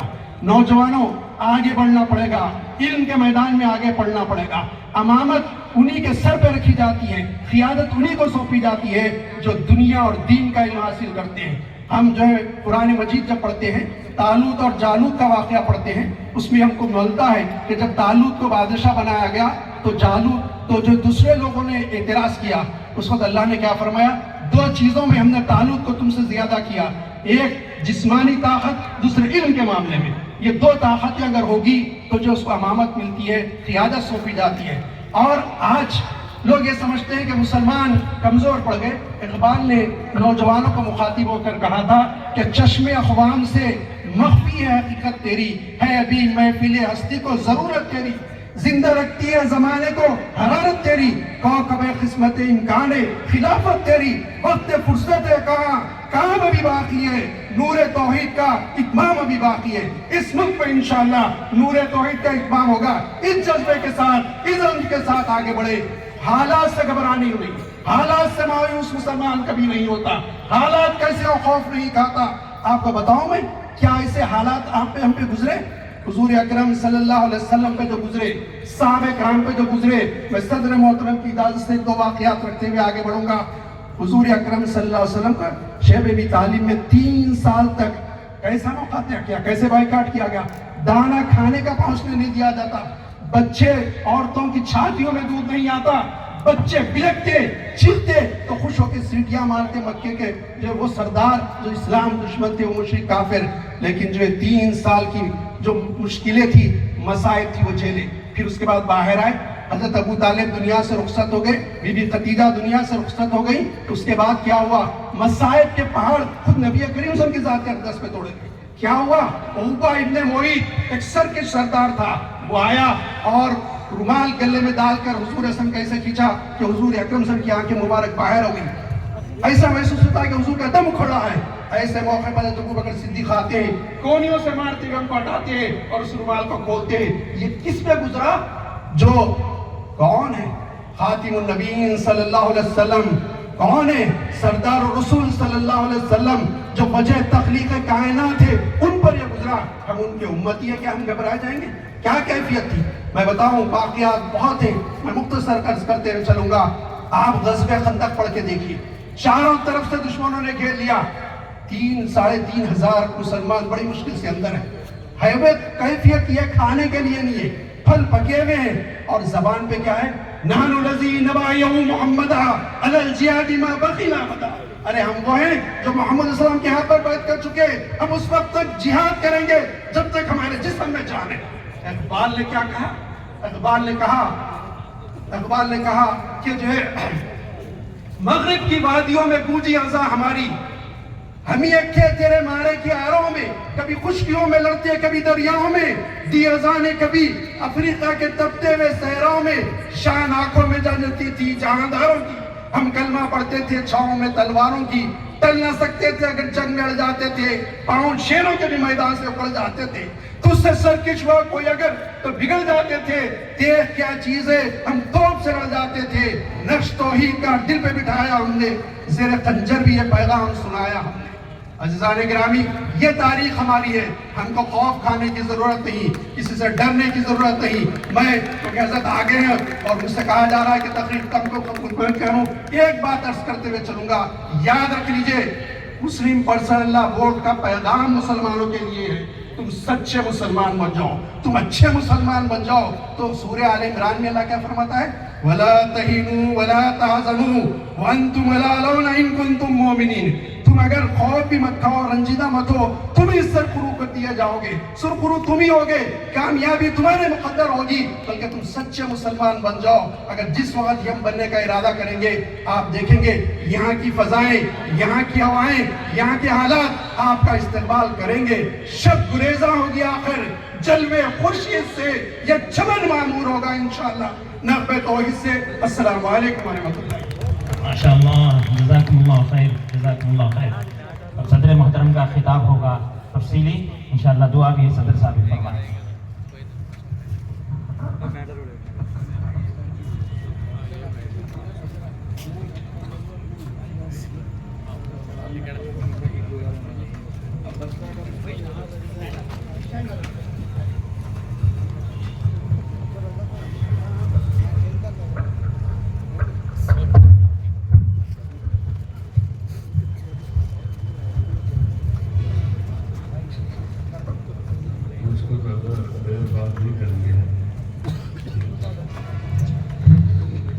بسم اللہ الرحمن الرحیم.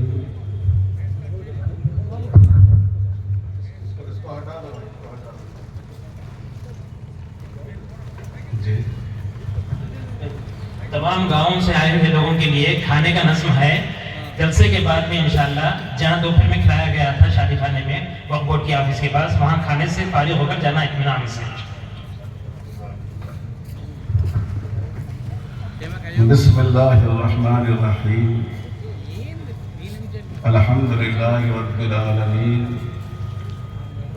والصلاة والسلام علی سید الانبیاء والمرسلین وعلى آلہ وصحبہ اجمعین ومن تبعهم بإحسان إلى يوم الدین. اعوذ باللہ من الشیطان الرجیم. قل ان صلاتي ونسكي ومحياي ومماتي لله رب العالمین. حضرات علماء کرام,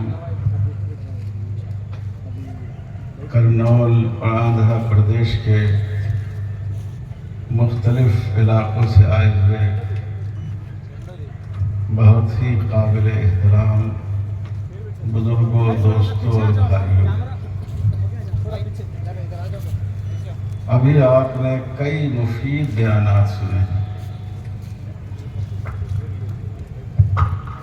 حضرت مولانا عمر عابدین صاحب کا بیان آپ نے سنا, بہت ہی ولولہ انگیز بیان آپ نے حضرت مولانا یاسین بدایونی صاحب اور ہمارے بہت ہی قابل احترام دوست محترم جناب عبد المتین قادری صاحب کا سنا, اور حضرات کا بھی بیان ہوا ہوگا. میں ان کے نام سے واقف نہیں ہوں, لیکن موضوع سے متعلق بہت ہی اہم باتیں آپ کے سامنے آ گئی. میں بھی اس موقع سے فائدہ اٹھاتے ہوئے انہی دوستوں کی تقریروں سے فائدہ اٹھا کر 2-3 باتیں عرض کروں گا. سب سے اہم بات یہ ہے کہ ہم اپنے دین پر ثابت قدم رہیں. رسول اللہ صلی اللہ علیہ وسلم سے ایک صحابی نے پوچھا کہ سب سے بہتر عمل کون کیا ہے, اس کی نصیحت فرمائی ہے. آپ نے ارشاد فرمایا آمن مستقیم, ایمان لاؤ اور ایمان کے تقاضوں پر ثابت قدم رہو. ایمان لانا آسان ہے, لیکن ایمان کے تقاضوں پر قائم رہنا, چاہے اس کے لیے اپنے مفادات کو قربان کرنا پڑے، یہ بہت ہی مشکل بات ہے۔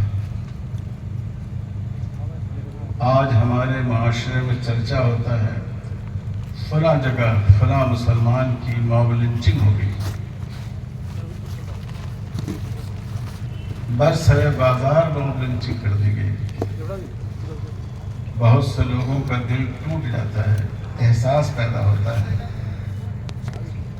لیکن غور کیجئے، کیا رسول اللہ صلی اللہ علیہ وسلم کے زمانے میں موب لنچنگ نہیں کی گئی تھی؟ کیا حضرت سمیہ رضی اللہ تعالیٰ عنہ کو برسر بازار نہایت بے دردی کے ساتھ اس طرح شہید نہیں کر دیا گیا کہ ان کی دونوں ٹانگیں 2 اونٹنیوں سے باندھ دی گئی اور ان دونوں کو مخالف سمتوں میں دوڑا دیا گیا؟ کیا حضرت بلال اور حضرت صہیب رضی اللہ تعالیٰ عنہ کی موب لنچنگ نہیں ہوئی؟ رسول اللہ صلی اللہ علیہ وسلم کے ساتھ طائف کے بازار میں جو کچھ کیا گیا وہ کیا موب لنچنگ کی بدترین شکل نہیں تھی؟ آپ کعبۃ اللہ کے صحن میں سجدہ ریز ہیں۔ عربوں کے پھانسی دینے کا ایک طریقہ یہ تھا کہ وہ اونٹنی کی اوجھ کو پیٹھ پر رکھ دیتے اور اس کی گویا اس کی اوجھ کے ایک حصے کو گلے میں پھانس دیتے اور اس اوجھ کا اتنا وزن ہوتا کہ جب آدمی اٹھتا تو گلے میں پھندا پڑ جاتا، موت ہو جاتی۔ آپ صلی اللہ علیہ وسلم کو عین سجدے کی حالت میں اور کعبۃ اللہ کے صحن میں اس طرح آپ کی جان لینے کی کوشش کی گئی۔ آج لوگ اعلان کرتے ہیں کہ مسلمانوں کو جاب مت دو، ان کے دکانوں سے سامان نہیں خریدو، ان کو معاشی اعتبار سے بیکار اور برباد کر دو۔ کیا حضور صلی اللہ علیہ وسلم کے زمانے میں یہ نہیں ہوا؟ ابھی آپ نے سنا جب مسلمانوں کا بائیکاٹ کیا گیا اور شاب ابی طالب میں 3-3.5 سال مسلمان اس طرح رہے کہ بعض صحابہ نقل کرتے ہیں کہ درخت کے پتے کھاتے کھاتے ہمارے فضلے، ہماری اجابت ایسی ہو گئی تھی جیسے جانور کی اجابت ہوتی ہے۔ کیا حضور صلی اللہ علیہ وسلم کے رفقا ان تکلیفوں سے نہیں گزرے؟ آج مسلمانوں کو خوف و دہشت میں مبتلا کرنے کی کوشش کی جا رہی ہے اور ہم اس دہشت سے گھبرا رہے ہیں، لیکن سیدنا حضرت عمر فاروق رضی اللہ تعالیٰ عنہ نقل فرماتے ہیں کہ مکی زندگی میں نہیں، مدینہ کی بات نقل کرتے ہیں کہ جب ہم لوگ سوتے تھے تو اپنے بستر میں تلوار رکھ کر سوتے تھے۔ خطرہ لگا رہتا تھا کہ پتہ نہیں کون حملہ آور ہو جائے، کہیں اہل مکہ اور عرب میں جو ان کے شریک اور ان کے حلیف قبیلے تھے کہیں وہ حملہ کر دے، کہیں یہود حملہ کر دے، کہیں منافقین حملہ کر دے۔ اس حال میں ہم لوگ سوتے تھے۔ تو میرے بھائی اور بزرگوں، آزمائشوں سے گھبرانا نہیں۔ جب آزمائشیں آئیں اور جب ابتلائیں سامنے آئیں تو آپ اللہ کا شکر ادا کیجیے کہ اللہ تعالیٰ نے آپ کو اپنے نیک بندوں کے نقش قدم پر رکھا ہے۔ قرآن مجید کا آپ مطالعہ کیجیے، جو انبیاء تھے، جو اللہ کے بھیجے ہوئے پیغمبر تھے، وہ کتنی تکلیفوں سے گزارے گئے اور ان کے مقابلے میں جو دشمنان اسلام تھے وہ کس طرح عیش و عشرت کے خانوں میں زندگی گزارتے تھے۔ تو اس سے گھبرانا نہیں۔ اگر اللہ کو یہ بات منظور ہوتی کہ مسلمانوں کے کسی گروہ کو آزمائشوں اور ابتلاؤں سے بچایا جائے تو رسول اللہ صلی اللہ علیہ وسلم جو آپ کے محبوب ترین بندے اور جو آپ کے مقبول ترین رسول تھے، آپ کو آزمائشوں سے بچایا جاتا. لیکن آج جتنی قسم کی آزمائشوں سے ہم گزر رہے ہیں، ان ساری آزمائشوں سے رسول اقدس صلی اللہ علیہ وسلم گزارے گئے. آج جیسے میڈیا آپ کو بدنام کرتا ہے، حضرت مولانا یاسین صاحب نے بھی اس کا ذکر فرمایا، ہمارے ایم ایل اے صاحب نے بھی ذکر فرمایا، جناب عبدالحفیظ صاحب نے، کہ کورونا کو بھی ہم لوگوں کے سر پر رکھ دیا گیا. لیکن کیا حضور صلی اللہ علیہ وسلم کے زمانے میں اسلام کو، پیغمبر اسلام کو اور مسلمانوں کو بدنام کرنے کی کوشش نہیں کی گئی؟ جب مکہ مکرمہ میں حج کا موسم آتا تھا، جب مکے میں تجارتی میلے لگتے تھے، جس میں ایک بڑا میلہ حضور مجاز کا میلہ تھا، تو باضابطہ ٹیمیں تیار کی جاتی تھی حضور صلی اللہ علیہ وسلم کے بارے میں بدگمانی پیدا کرنے کی، جن کا کام شب، جیسے آج کل شب و روز یہ ہمارے بکاؤ ٹی وی والے مسلمانوں پر جھوٹے الزام لگاتے ہیں، اسی طرح ان کے جھوٹے ایجنٹ اسی کے لیے طے کیے جاتے تھے کہ ہر آنے والے سے کہے کہ بھائی فلاں شخص سے بچ کر رہو، نعوذ باللہ محمد صلی اللہ علیہ وسلم سے بچ کر رکھو. یہ بہت بڑے جادوگر ہیں، جن کو پتہ بھی نہیں چلے گا. یہ باپ بیٹے میں لڑائی کرا دیتے ہیں، یہ میاں بیوی میں جھگڑا کرا دیتے ہیں. ان کے سائے سے بھی اپنے آپ کو بچاؤ. یہی اس زمانے کا میڈیا تھا. حضور صلی اللہ علیہ وسلم کے خلاف بائیکاٹ کا اعلان کہاں لکھ کر لگایا گیا؟ کعبۃ اللہ کے غلاف سے لٹکایا گیا. کیونکہ کعبۃ اللہ کے غلاف سے جب کوئی چیز لکھ کر لٹکا دی جاتی تھی، پورے جزیرۃ العرب تک آنن فانن وہ پیغام پہنچ جاتا تھا.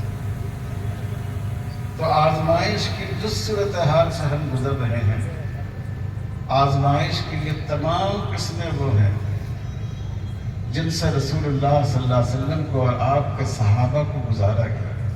اور اسی لیے گزارا گیا کہ جب یہ امت ایسی آزمائشوں میں مبتلا ہو تو حضور صلی اللہ علیہ وسلم کا اور مسلمانوں کا اسوہ اس کے سامنے رہے، نمونہ اس کے سامنے رہے،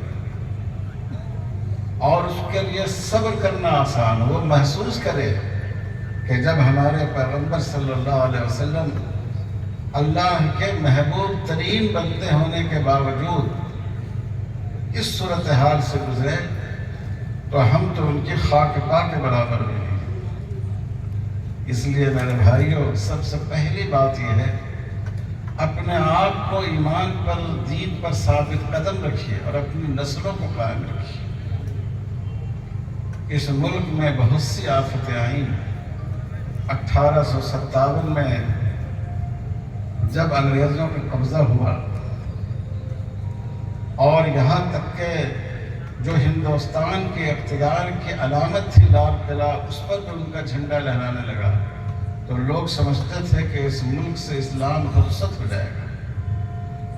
اور مسلمانوں کے خون کا دریا اس طرح بہا کہ نقل کیا جاتا ہے کہ میرٹھ سے لے کر لاہور تک کوئی درخت ایسا نہیں تھا جس پر کسی عالم کی لاش جھول نہ رہی.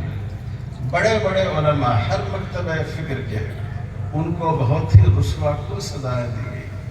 آپ آج بلڈوزر کی کہانی سن رہے ہیں. ہمارے ملک میں جو ترقی ہوئی ہے، اس میں ایک ترقی یہ ہے کہ ہمارے یہاں ایک بلڈوزر مین پیدا ہو گئے. مکان بنا کر تو بیچارے غریبوں کو نہیں دیتے ہیں، لیکن غریبوں کا مکان ڈھانے میں ان کو بڑا دکھ آتا ہے.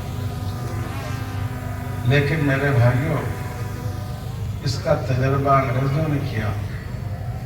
علماء صادقون جو شریک تھے جنگ آزادی میں، ان کا پورا محلہ، بہت بڑی آبادی تھی، پورے محلے کو زمین بوس کر دیا گیا. اور پھر ان کے گرے ہوئے مکانوں پر کھیتیاں لگائی گئی. حق تو یہ ہے کہ جو قبریں تھیں ان قبروں کو بھی کھول دیا گیا. لیکن اس بلڈوزر کی وجہ سے اور اس ظلم کی وجہ سے کیا اس ملک سے اسلام ختم ہو گیا؟ پھر 1947 کا دور آیا، اس سے پہلے پورے ملک میں نفرت کی آگ سلگائی گئی۔ یہی لوگ جو آج کل نفرت کے سوداگر ہیں، انہوں نے اس دور میں آگ کی نفرت کی آگ سلگائی، شدی تحریک شروع کی، مسلمانوں کو مرتد کرنے کی کوشش کی گئی۔ لگتا تھا کہ اس ملک سے، خاص کر ہندوستان کے مغربی علاقے سے، اسلام کا چل چلاؤ ہے، لیکن جو لوگ اسلام کو نقصان پہنچاتے تھے وہ چلے گئے۔ اسلام اپنی پوری قوت کے ساتھ اور مسلمان اپنی پوری شناخت کے ساتھ آج بھی موجود ہیں۔ آج ہماری مسجدیں اس وقت سے زیادہ ہیں، آج ہمارے مدرسوں کی تعداد بڑھی ہوئی ہے، آج ہمارے تعلیمی ادارے ہیں، آج ہماری بڑی بڑی تنظیمیں ہیں۔ حالانکہ تعلیم میں ہم پیچھے ہیں، لیکن پھر بھی ہمارے بچے اور بچیاں اللہ کا شکر ہے کہ اپنی محنت سے ایک چیلنج بن کر اس بات پر مجبور کرتے ہیں کہ ان کو ان کا مقام دیا جائے۔ تو میرے بھائیوں، یہ ایک طوفان ہے، آیا ہے گزر جائے گا۔ یہ ایک سیلاب ہے، اس کو کوئی ٹھہراؤ نہیں ہے، اس کا پانی رکے گا نہیں۔ لیکن ہم اور آپ اسی ملک میں، اسی زمین میں اپنے دین کے ساتھ رسول اللہ صلی اللہ علیہ وسلم کے دامن کو تھامے ہوئے اپنی پوری پہچان کے ساتھ باقی رہیں گے اور ہمیشہ باقی رہیں گے۔ اس لیے میرے بھائی اور بزرگوں، ثابت قدمی اختیار کیجیے، اور اللہ کا شکر ہے کہ پچھلے 9 سالوں میں خاص کر جتنی کوشش کی گئی مسلمانوں پر ظلم و زیادتی کی، ہم دیکھتے ہیں کہ جو ایسے مسلمان جو بہت تعلیم یافتہ نہیں تھے، جنہوں نے قرآن و حدیث نہیں پڑھا تھا، وہ بھی اسلام پر جمے رہے۔ خاص کر رسول اللہ صلی اللہ علیہ وسلم کی محبت یہ ایسا اثاثہ ہے جو جاہل سے جاہل اور فاسق سے فاسق مسلمان کو ایمان پر قائم رکھتا ہے۔ تو پہلا پیغام یہی ہے، اور ہمیں اپنی نسلوں تک بھی دین کو پہنچانا ہے۔ آپ جان رہے ہیں اس وقت ہمارے ملک میں اس بات کی سازش ہو رہی ہے کہ تعلیم کے راستے سے ہمارے بچوں کو ہمارے دین سے دور کر دیا جائے۔ یہ جو نیو ایجوکیشن پالیسی ہے، یہ پوری طرح حکومت کے، اس ملک کے سنویدھان اور اس کی دستور کے روح کے خلاف ہے، اور اس میں تعلیم کو ایک خاص رنگ میں رنگنے کی کوشش کی جا رہی ہے۔ سرکاری اسکولوں میں سرسوتی جی کی پوجا کرائی جاتی ہے، لکشمی جی کی پوجا کرائی جاتی ہے۔ بچوں کو کہا جاتا ہے کہ نعوذ باللہ یہ رزق کے دیوی ہیں، ان کے سامنے جھکو گے تم کو جاب ملے گی۔ سرسوتی جی کی پوجا کرو گے تو اچھے مارکس سے تم پاس ہو گے۔ اور یہ درگا دیوی ہیں جو طاقت دیتی ہے، شکتی دیتی ہے۔ مسلم تاریخ کو مسخ کیا جا رہا ہے، ایسا تصور دیا جا رہا ہے کہ اس ملک کو مسلمانوں نے کچھ بھی نہیں دیا۔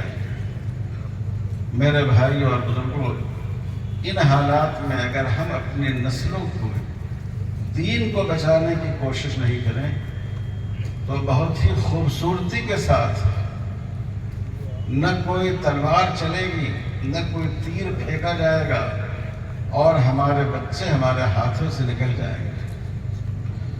ہمیں اپنے بچوں کو، یہاں ماشاءاللہ پڑھے لکھے لوگوں کی بھی بڑی تعداد ہے، میں آپ سے درخواست کرتا ہوں کہ اپنے آپ کے اندر نالج پیدا کیجیے۔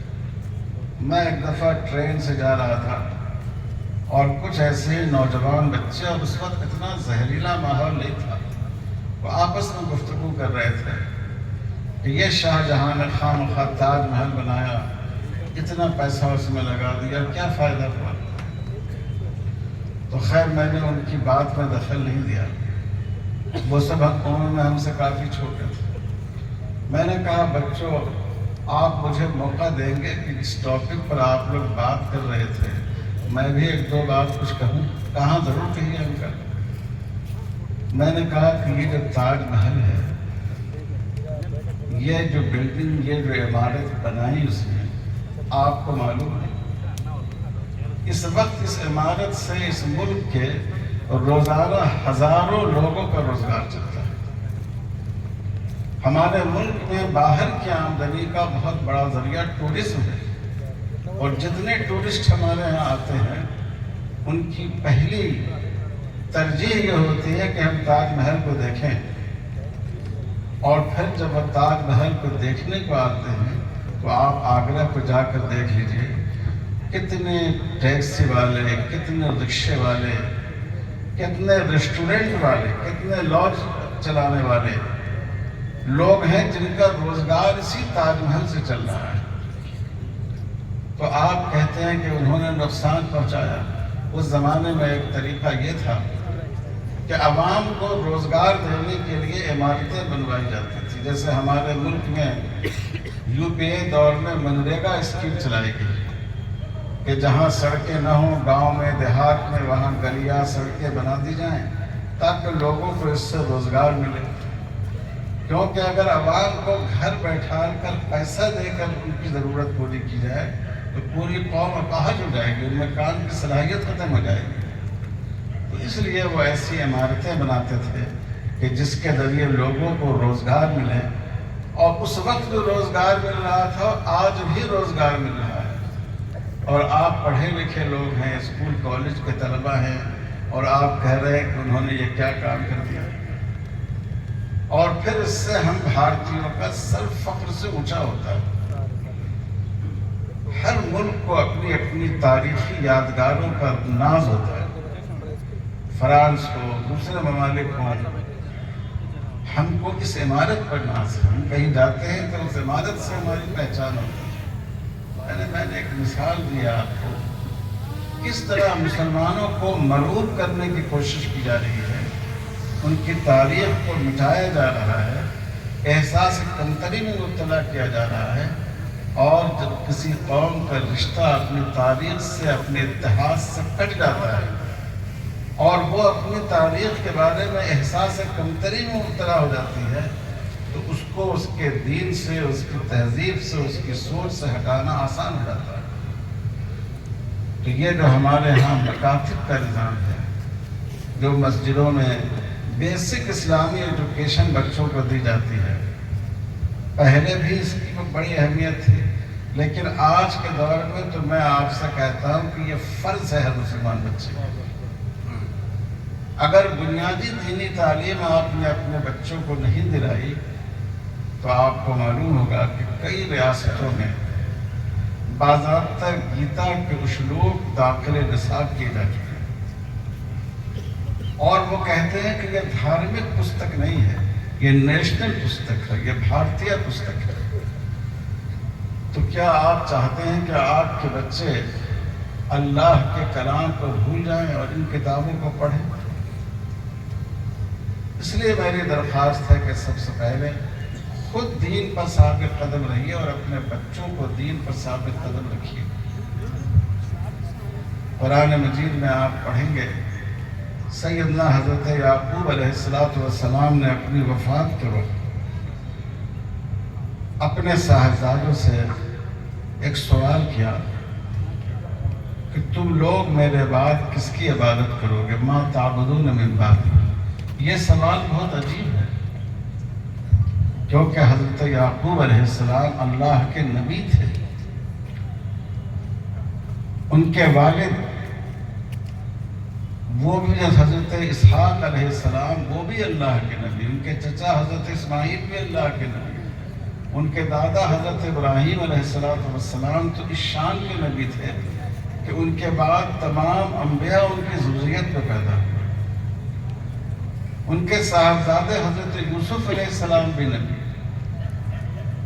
اور بعض علماء کی تحقیق کے مطابق ان کے ایک اور صاحبزادے یہودا، جن کی طرف یہود اپنے آپ کو منسوب کرتے ہیں، وہ بھی اللہ کے نبی۔ پورا خاندان اللہ کے نبیوں اور پیغمبروں کا ہے۔ اور حضرت یعقوب پوچھ رہے ہیں ما تعبدون من بعدی، میرے بعد تم لوگ کس کی عبادت کرو گے؟ بتائیے یہ سوال حیرت انگیز ہے یا نہیں ہے؟ کیوں حضرت یعقوب نے یہ سوال کیا؟ حضرت یعقوب نے یہ سوال اس لیے کیا کہ مصر میں مشرکین کی غالب ترین اکثریت تھی. بنی اسرائیل فلسطین سے یہاں آئے حضرت یعقوب علیہ السلام، انہوں نے حکومت بھی کی مصر میں، لیکن مصر کی اکثریت ہمیشہ شرک میں مبتلا رہی، اور شرک کے جتنی قسمیں ہمارے اس ملک میں ہیں وہ تمام قسمیں وہاں بھی تھی. وہاں سوریہ نمسکار بھی ہوتا تھا، سورج کی پوجا بھی ہوتی تھی، چاند کی پوجا بھی ہوتی تھی، جانوروں کی پوجا بھی ہوتی تھی، گائے کی پوجا بھی ہوتی تھی، درخت کی پرستش بھی کی جاتی تھی، دریا کی پرستش بھی کی جاتی تھی، یہاں تک کہ بادشاہ کی پرستش بھی کی جاتی تھی. تو حضرت یعقوب علیہ السلام کو یہ فکر تھی کہ یہ مشرک اکثریت، یہ جو چھوٹی سی مومن اقلیت ہے، کہیں اس کو نگل نہ جائے، کہیں اپنے اندر جذب نہ کر لے. میرے بھائیو، ہمارے ملک کی وہی پوزیشن ہے جو پوزیشن حضرت یعقوب علیہ السلام نے اس وقت مصر کی دیکھی تھی. اور ہمارے ملک میں جو ایک لابی ہے، برہمن لابی، اس کی تاریخ یہی رہی ہے کہ اس نے مختلف قوموں کو اپنے وجود میں جذب کر لیا، اور اب بہت منظم طور پر طاقت کے ذریعے بھی، تعلیم کے ذریعے بھی، میڈیا کے ذریعے بھی کوشش کی جا رہی ہے کہ آپ کی نسلوں کو بھی وہ اپنے وجود میں جذب کر لیں. اس لیے میرے بھائیوں، سب سے بڑی ضرورت یہ ہے کہ ہم دین پر ثابت قدم رہیں اور اپنی نسلوں کو دین پر ثابت قدم رکھنے کا سبق دے کر جائیں. دوسری بات جو ہمارے دوستوں نے فرمائی وہ ہے معاشرے کی اصلاح. یہ بہت ضروری ہے. اصلاح معاشرے کا موضوع تو بہت بڑا ہے، لیکن میں صرف آپ سے دو باتوں کی گزارش کروں گا. ایک بات تو یہ ہے کہ جیسا کہ پیشوا مقرر نے کہا، بیٹیوں کو میراث میں حق دیجیے، لازماً حق دیجیے. اور اگر آپ کو اپنے بیٹوں سے یہ خطرہ ہو کہ ان میں اتنی دیانت نہیں ہے کہ میرے بعد میری بچیوں کو میراث میں حق دیں گے، تو اپنی زندگی میں ترکے کو تقسیم کر کے بیٹیوں کو ان کا حصہ دے دیجیے. یہ بہت بڑی ضرورت ہے. ایک برائی سے دوسری برائی پیدا ہوتی ہے. ایک آدمی پہلے نشہ پیتا ہے، پھر کسی کو مارتا ہے، پھر کسی کو گالی دیتا ہے. یہ جو ہمارے ہاں ہمارے برادران وطن کی سوسائٹی سے متاثر ہونے کی وجہ سے عورتوں کو ماں باپ کے ترکے سے محروم کرنے کا سلسلہ پیدا ہوا، اس کے نتیجے میں یہ جہیز کی رسم کو تقویت حاصل ہوا. کیونکہ ہمارے برادران وطن کے سماج میں یہ تصور تھا کہ جب لڑکی گئی تو چلی گئی، تو چلو بھائی جاتے ہوئے کچھ اس کو دے دوا کر رخصت کرو. تو میں کہتا ہوں، دیکھیے اللہ تعالیٰ نے قانون میراث کو جتنی تفصیل سے بیان فرمایا ہے، نماز، روزے، حج اور زکوٰۃ کے احکام کو بھی اتنی تفصیل سے بیان نہیں کیا ہے. اعتقادات کے بعد، ایمانیات کے بعد جو عملی احکام ہیں، ان میں سب سے زیادہ تفصیل سے قرآن مجید نے میراث کے حکم کو بیان کیا ہے. باپ کا حق، ماں کا حق، بیٹے کا حق، بیٹی کا حق، دادا اور دادی کا حق، شوہر اور بیوی کا حق. لیکن ہمارے یہاں میراث صحیح طور پر تقسیم نہیں ہوتی. اب تفصیل کا موقع نہیں ہے، لیکن قرآن میں جو آیت میراث آئی، وہ آئی دو لوگوں کو حق دلانے کے لیے، ایک عورتوں کو اور دوسرے یتیموں کو.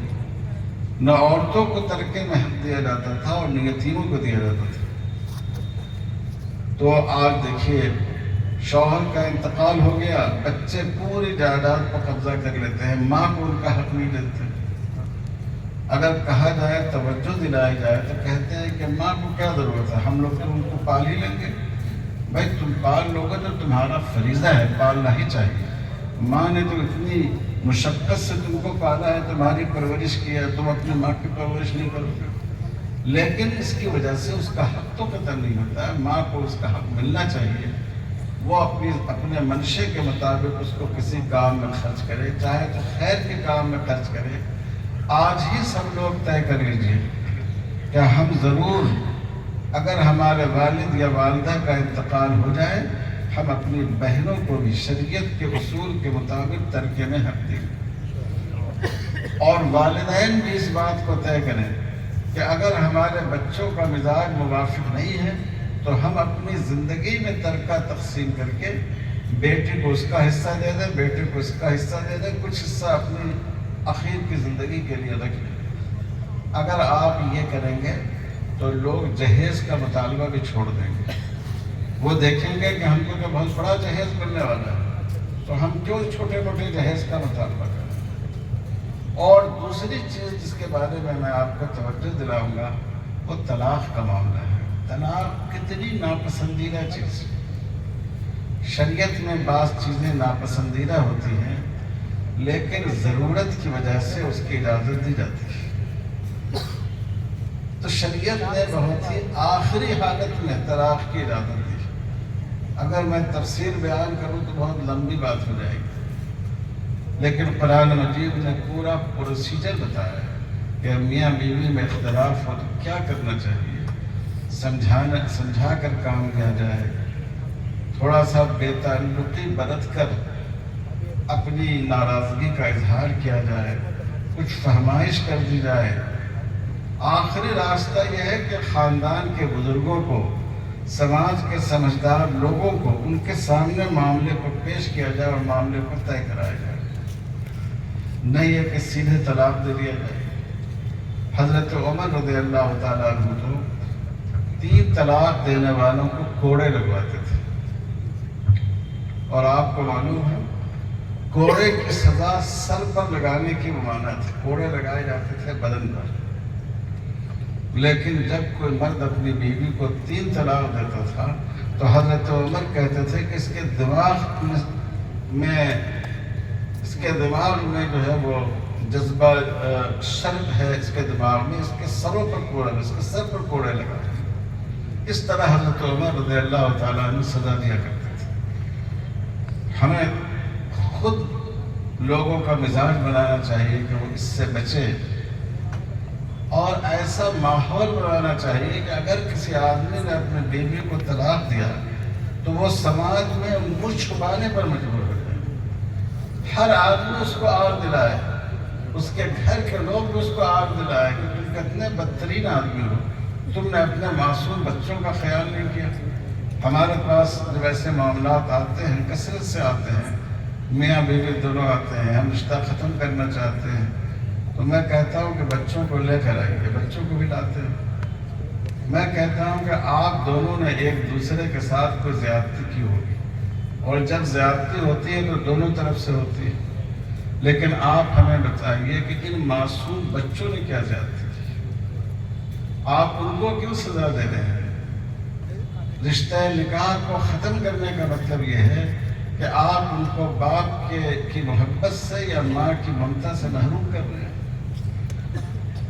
اگر اس 2 معاملے کو ہم لوگ ٹھیک کر لیں، اپنے معاشرے میں طلاق کے واقعات کو روک دیں، ایسا سماجی ماحول بنائیں کہ کسی آدمی کو طلاق دینے میں خوف محسوس ہو، اور دوسرے شریعت کے حکم کے مطابق میراث کی تقسیم کریں، مرنے والے کی بیوی کو بھی، مرنے والے کی بیٹی کو بھی، مرنے والے کی ماں کو بھی اس کا پورا حق دیں، تو ہمارے سماج کی بہت سی برائیاں دور ہوں گی۔ ان دونوں باتوں کا ذکر میں اس لیے کر رہا ہوں کہ اکثر عدالت میں یہی دونوں معاملے پہنچتے ہیں۔ طلاق کے معاملے میں کوئی فریق کورٹ میں پہنچتا ہے اور کورٹ اس میں اسلام پر اور شریعت پر اعتراض کرتی ہے، استحضاء کیا جاتا ہے دین کا، آپ کا، اور میراث کے معاملہ کبھی کورٹ میں جاتا ہے اور مسلمانوں پر اعتراض کیا جاتا ہے، مسلمانوں کی شریعت کو ایک ظالم شریعت، نامنصفانہ شریعت قرار دیا جاتا ہے، اور ہم اور آپ اس کا سبب بنتے ہیں۔ رسول اللہ صلی اللہ علیہ وسلم نے فرمایا کہ اپنے ماں باپ کو گالی نہ دو۔ سننے والے نے پوچھا کہ حضور کوئی اپنے ماں باپ کو بھی گالی دے گا؟ آپ نے فرمایا کہ ہاں۔ तुम किसी के माँ बाप को गाली दोगे, वो पलट कर तुम्हारे माँ बाप को गाली देगा।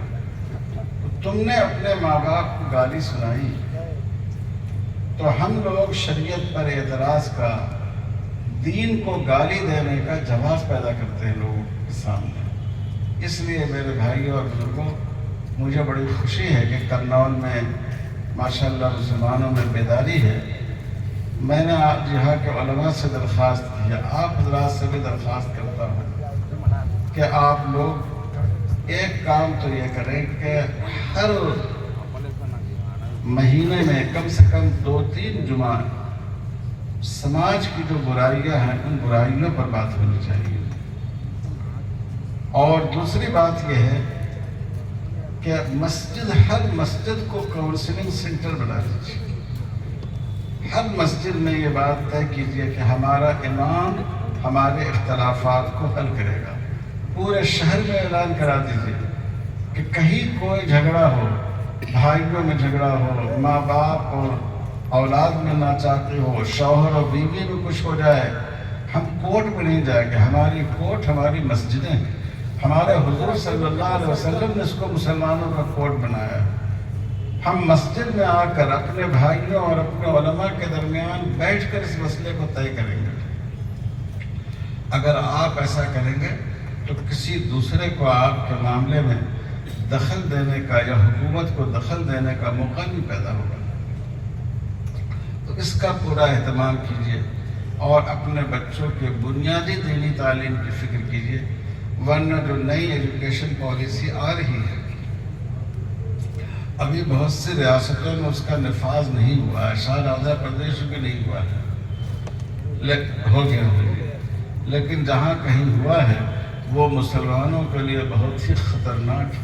वो एक मीठा जहर है जो आपके बच्चों को ईमान की हयात से महरूम कर देगा।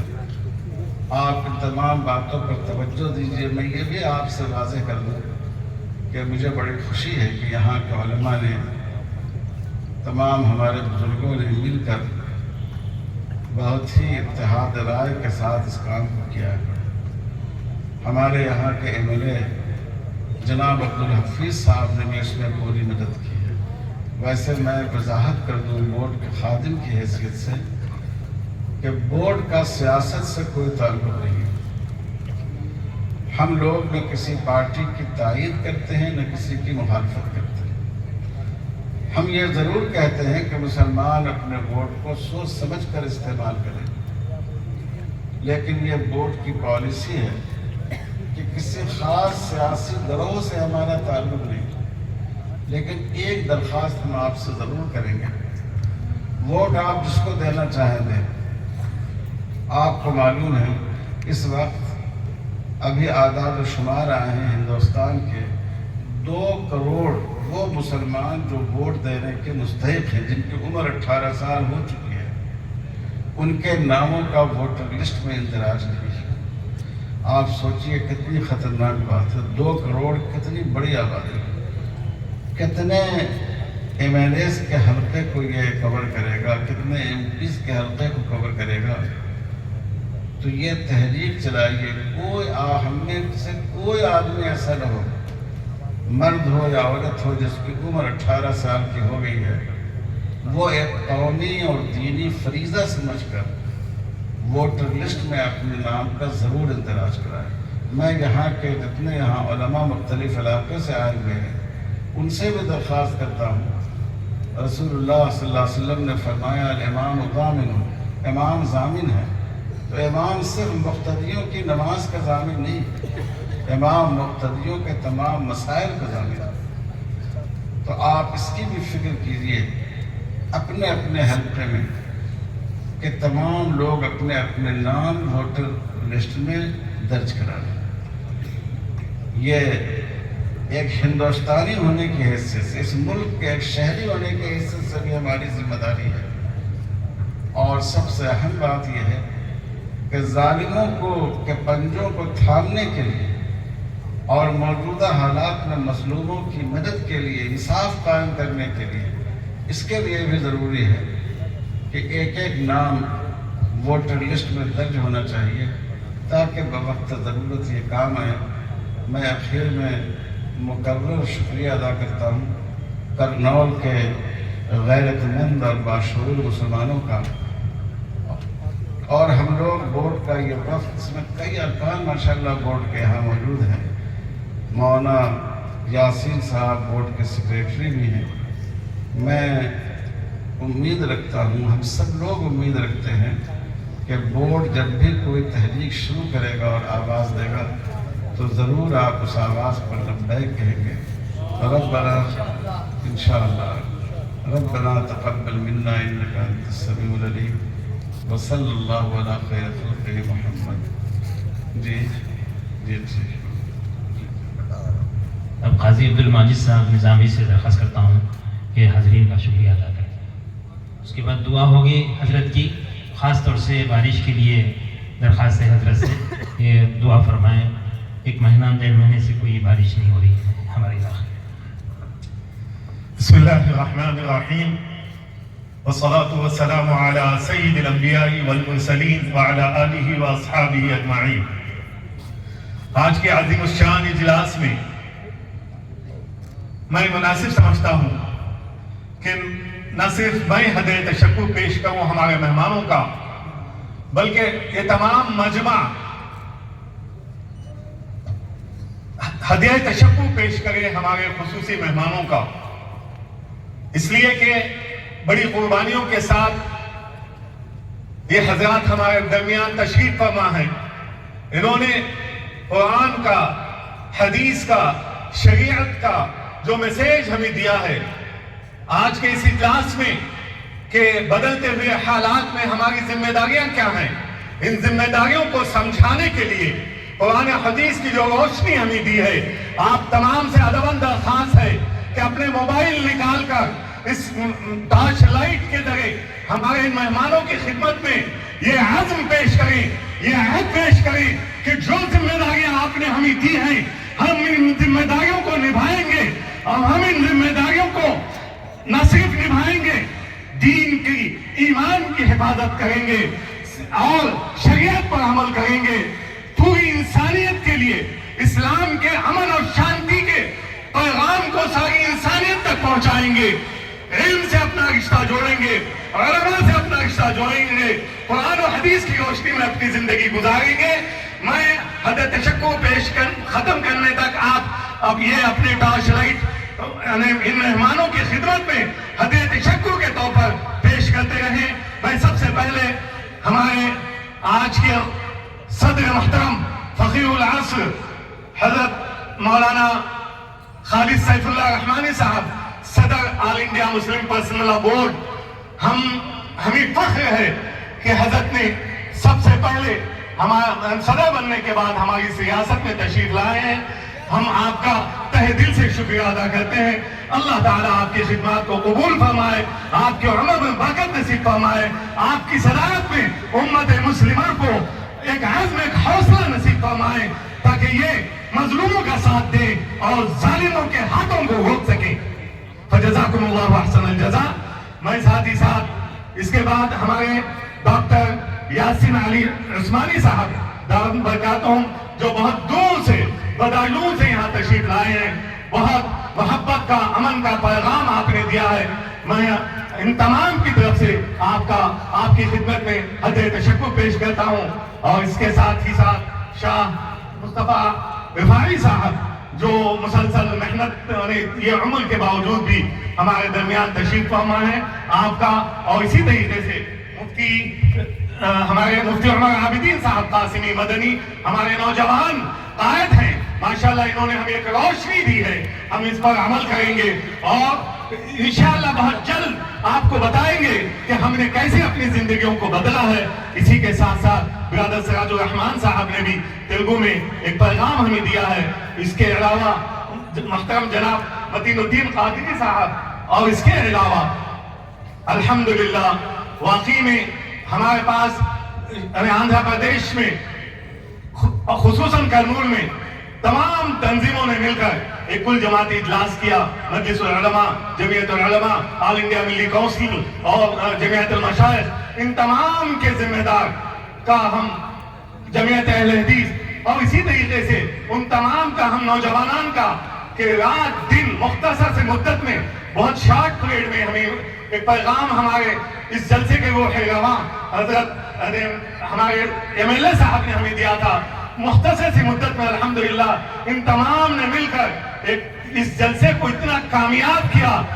آپ تمام بھی بارش رم جم بارش چلتی رہی اور برستی گئی, اس کے ساتھ ہی آپ نے استقامت کے ساتھ جم کر یہ پیغام دیا کہ انشاءاللہ آج کا یہ اجلاس یہ ہمارے علماء کرام حضرت مولانا زبیر احمد خان صاحب, مولانا ذاکر صاحب, عبدالقدیر شعیبی صاحب اور ریاست سے آئے ہوئے مختلف اضلاع سے آئے ہوئے علماء کرام, دانشوران ملت اور تمام تنظیموں کا اور اسی طریقے سے مشائخین کا اور ان تمام کا ہم شفیع پاشا قادری صاحب اور جو نوجوانان نے یہاں دن رات خدمت کی ہے ان تمام کا, پولیس ڈپارٹمنٹ کا, پریس کا, پرنٹنگ اور اسی طریقے سے تمام press, electronic media, print media, ان تمام کا ہم تہ دل سے شکریہ ادا کرتے ہیں.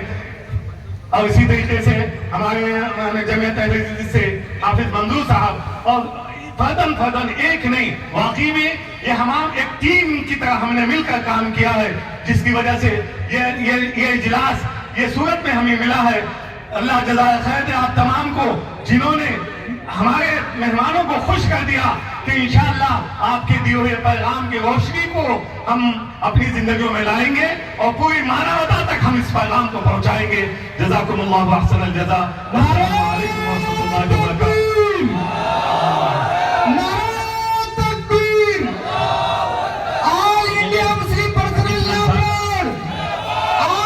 حفیظ خان صاحب کے والد معیز خان صاحب, رفاعی صاحب کی شالکوشی فرما رہے ہیں. MLA عبدالحفیظ خان صاحب کے والد معیز خان صاحب, رفاعی صاحب قادری بنگلور سے جو تشریف لائے ہیں ان کی شالکوشی فرما رہے ہیں.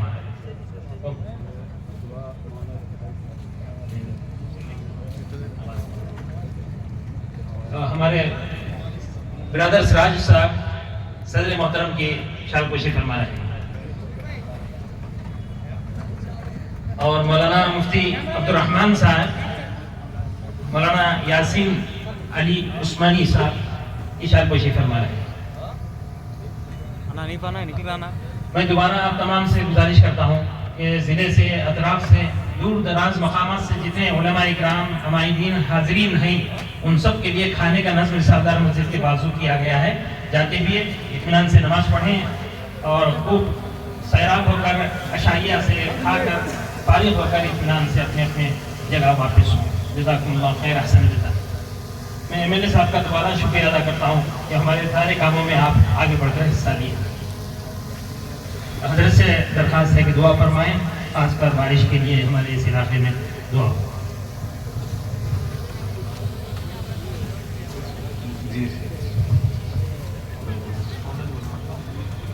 حضرات, میں مختصر دعا کرتا ہوں. ایک درخواست پہلے کرتا ہوں کہ اصل میں ہم لوگوں کو بھی دور تک جانا ہے, ابھی حیدرآباد تک, اور رات کافی ہو گئی ہے.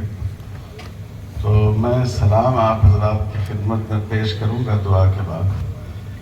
آپ اس کو قبول فرمائیں اور مسافر کی زحمت نہ فرمائیں. درود شریف پڑھ لیجیے. اللہم صلی علی محمد وعلی آلہ وبارک وسلم. ربنا ظلمنا انفسنا وان لم تغفر لنا وترحمنا لنکونن من الخاسرین. آمین. اے اللہ ہم سب کے گناہوں کو معاف فرما. آمین. اے اللہ ہماری خطاؤں سے درگزر فرما.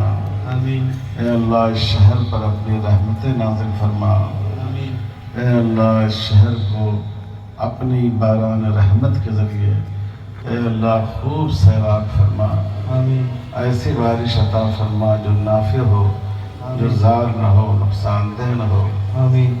اے اللہ ہم سب کو اپنی شریعت پر اور اپنے رسول مقبول صلی اللہ علیہ وسلم کی سنت پر عمل کرنے کی اور ان کے نقش قدم پر چلنے کی توفیق عطا فرما. آمین. آمین. اے اللہ کفر سے, شرک سے, ارتداد سے, گمراہی سے, دین سے ہٹانے والی چیزوں سے اے اللہ ہم سب کی حفاظت فرما. آمین. اپنے حفظ و امان میں رکھ. اے اللہ ہمیں بھی ہماری نسلوں کو بھی ایمان پر ثابت قدم رکھ۔ اے اللہ جن لوگوں کے دلوں میں اسلام اور مسلمانوں کے تئیں نفرت بٹھال دی گئی ہے ان کی نفرتوں کو دور فرما دے۔ مسلمانوں کی محبت ان کے دلوں میں پیدا کر دے۔ اے اللہ ہمیں ہمارے ہمسایہ کا حق ادا کرنے اور ان سے محبت کرنے اور ان سے انسانی بنیادوں پر سلوک کرنے کی توفیق عطا فرما۔ اے اللہ ہمیں اسلام کا سچا اور پکا داعی اور اپنی عملی زندگی کے اعتبار سے اسلام کا نمونہ بنا۔ اے اللہ ہمارے سماج میں جو خلاف شریعت باتیں پھیل گئی ہیں ان کو دور فرما۔ اے اللہ جو لوگ بیمار ہیں ان کو صحت عطا فرما۔ اے اللہ جن لڑکوں یا لڑکیوں کا رشتہ مطلوب ہے ان کے لیے بہتر رشتہ عطا فرما۔ سنت کے مطابق نکاح کی توفیق عطا فرما۔ اے اللہ مسلمان لڑکوں کو بھی اور لڑکیوں کو بھی شریعت میں جو حدود ہیں نکاح کی اور خلاف مذہب لوگوں سے جو نکاح کی ممانعت کی گئی ہے اللہ اس سے بچنے کی توفیق عطا فرما۔ فتنہ ارتداد سے حفاظت فرما۔ تہذیبی ارتداد سے حفاظت فرما۔ رسول اللہ صلی اللہ علیہ وسلم کی عظمت اور محبت پوری طرح دلوں میں جاگزی فرما۔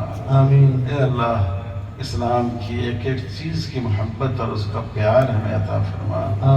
اے اللہ اس ملک کا رشتہ ہمیشہ جناب محمد رسول اللہ صلی اللہ علیہ وسلم کے دامن النبوت سے قائم رہے۔ ربنا تقبل منا انك انت السميع العليم وصلی اللہ علی خیر خلقہ محمد وعلى آلہ وصحبہ اجمعین والحمد للہ رب العالمین۔ السلام علیکم ورحمۃ اللہ وبرکاتہ۔ وعلیکم السلام ورحمۃ اللہ وبرکاتہ۔ تمام کے لیے رسالدار مسجد میں نماز عشاء کا نظم ہے، نماز عشاء بھی پڑھیں اور بعضو شادی خانے میں کھانے سے فارغ ہو کر جائیں۔ جو دور دراز علاقوں سے آئے ہیں ان تمام کے لیے درخواست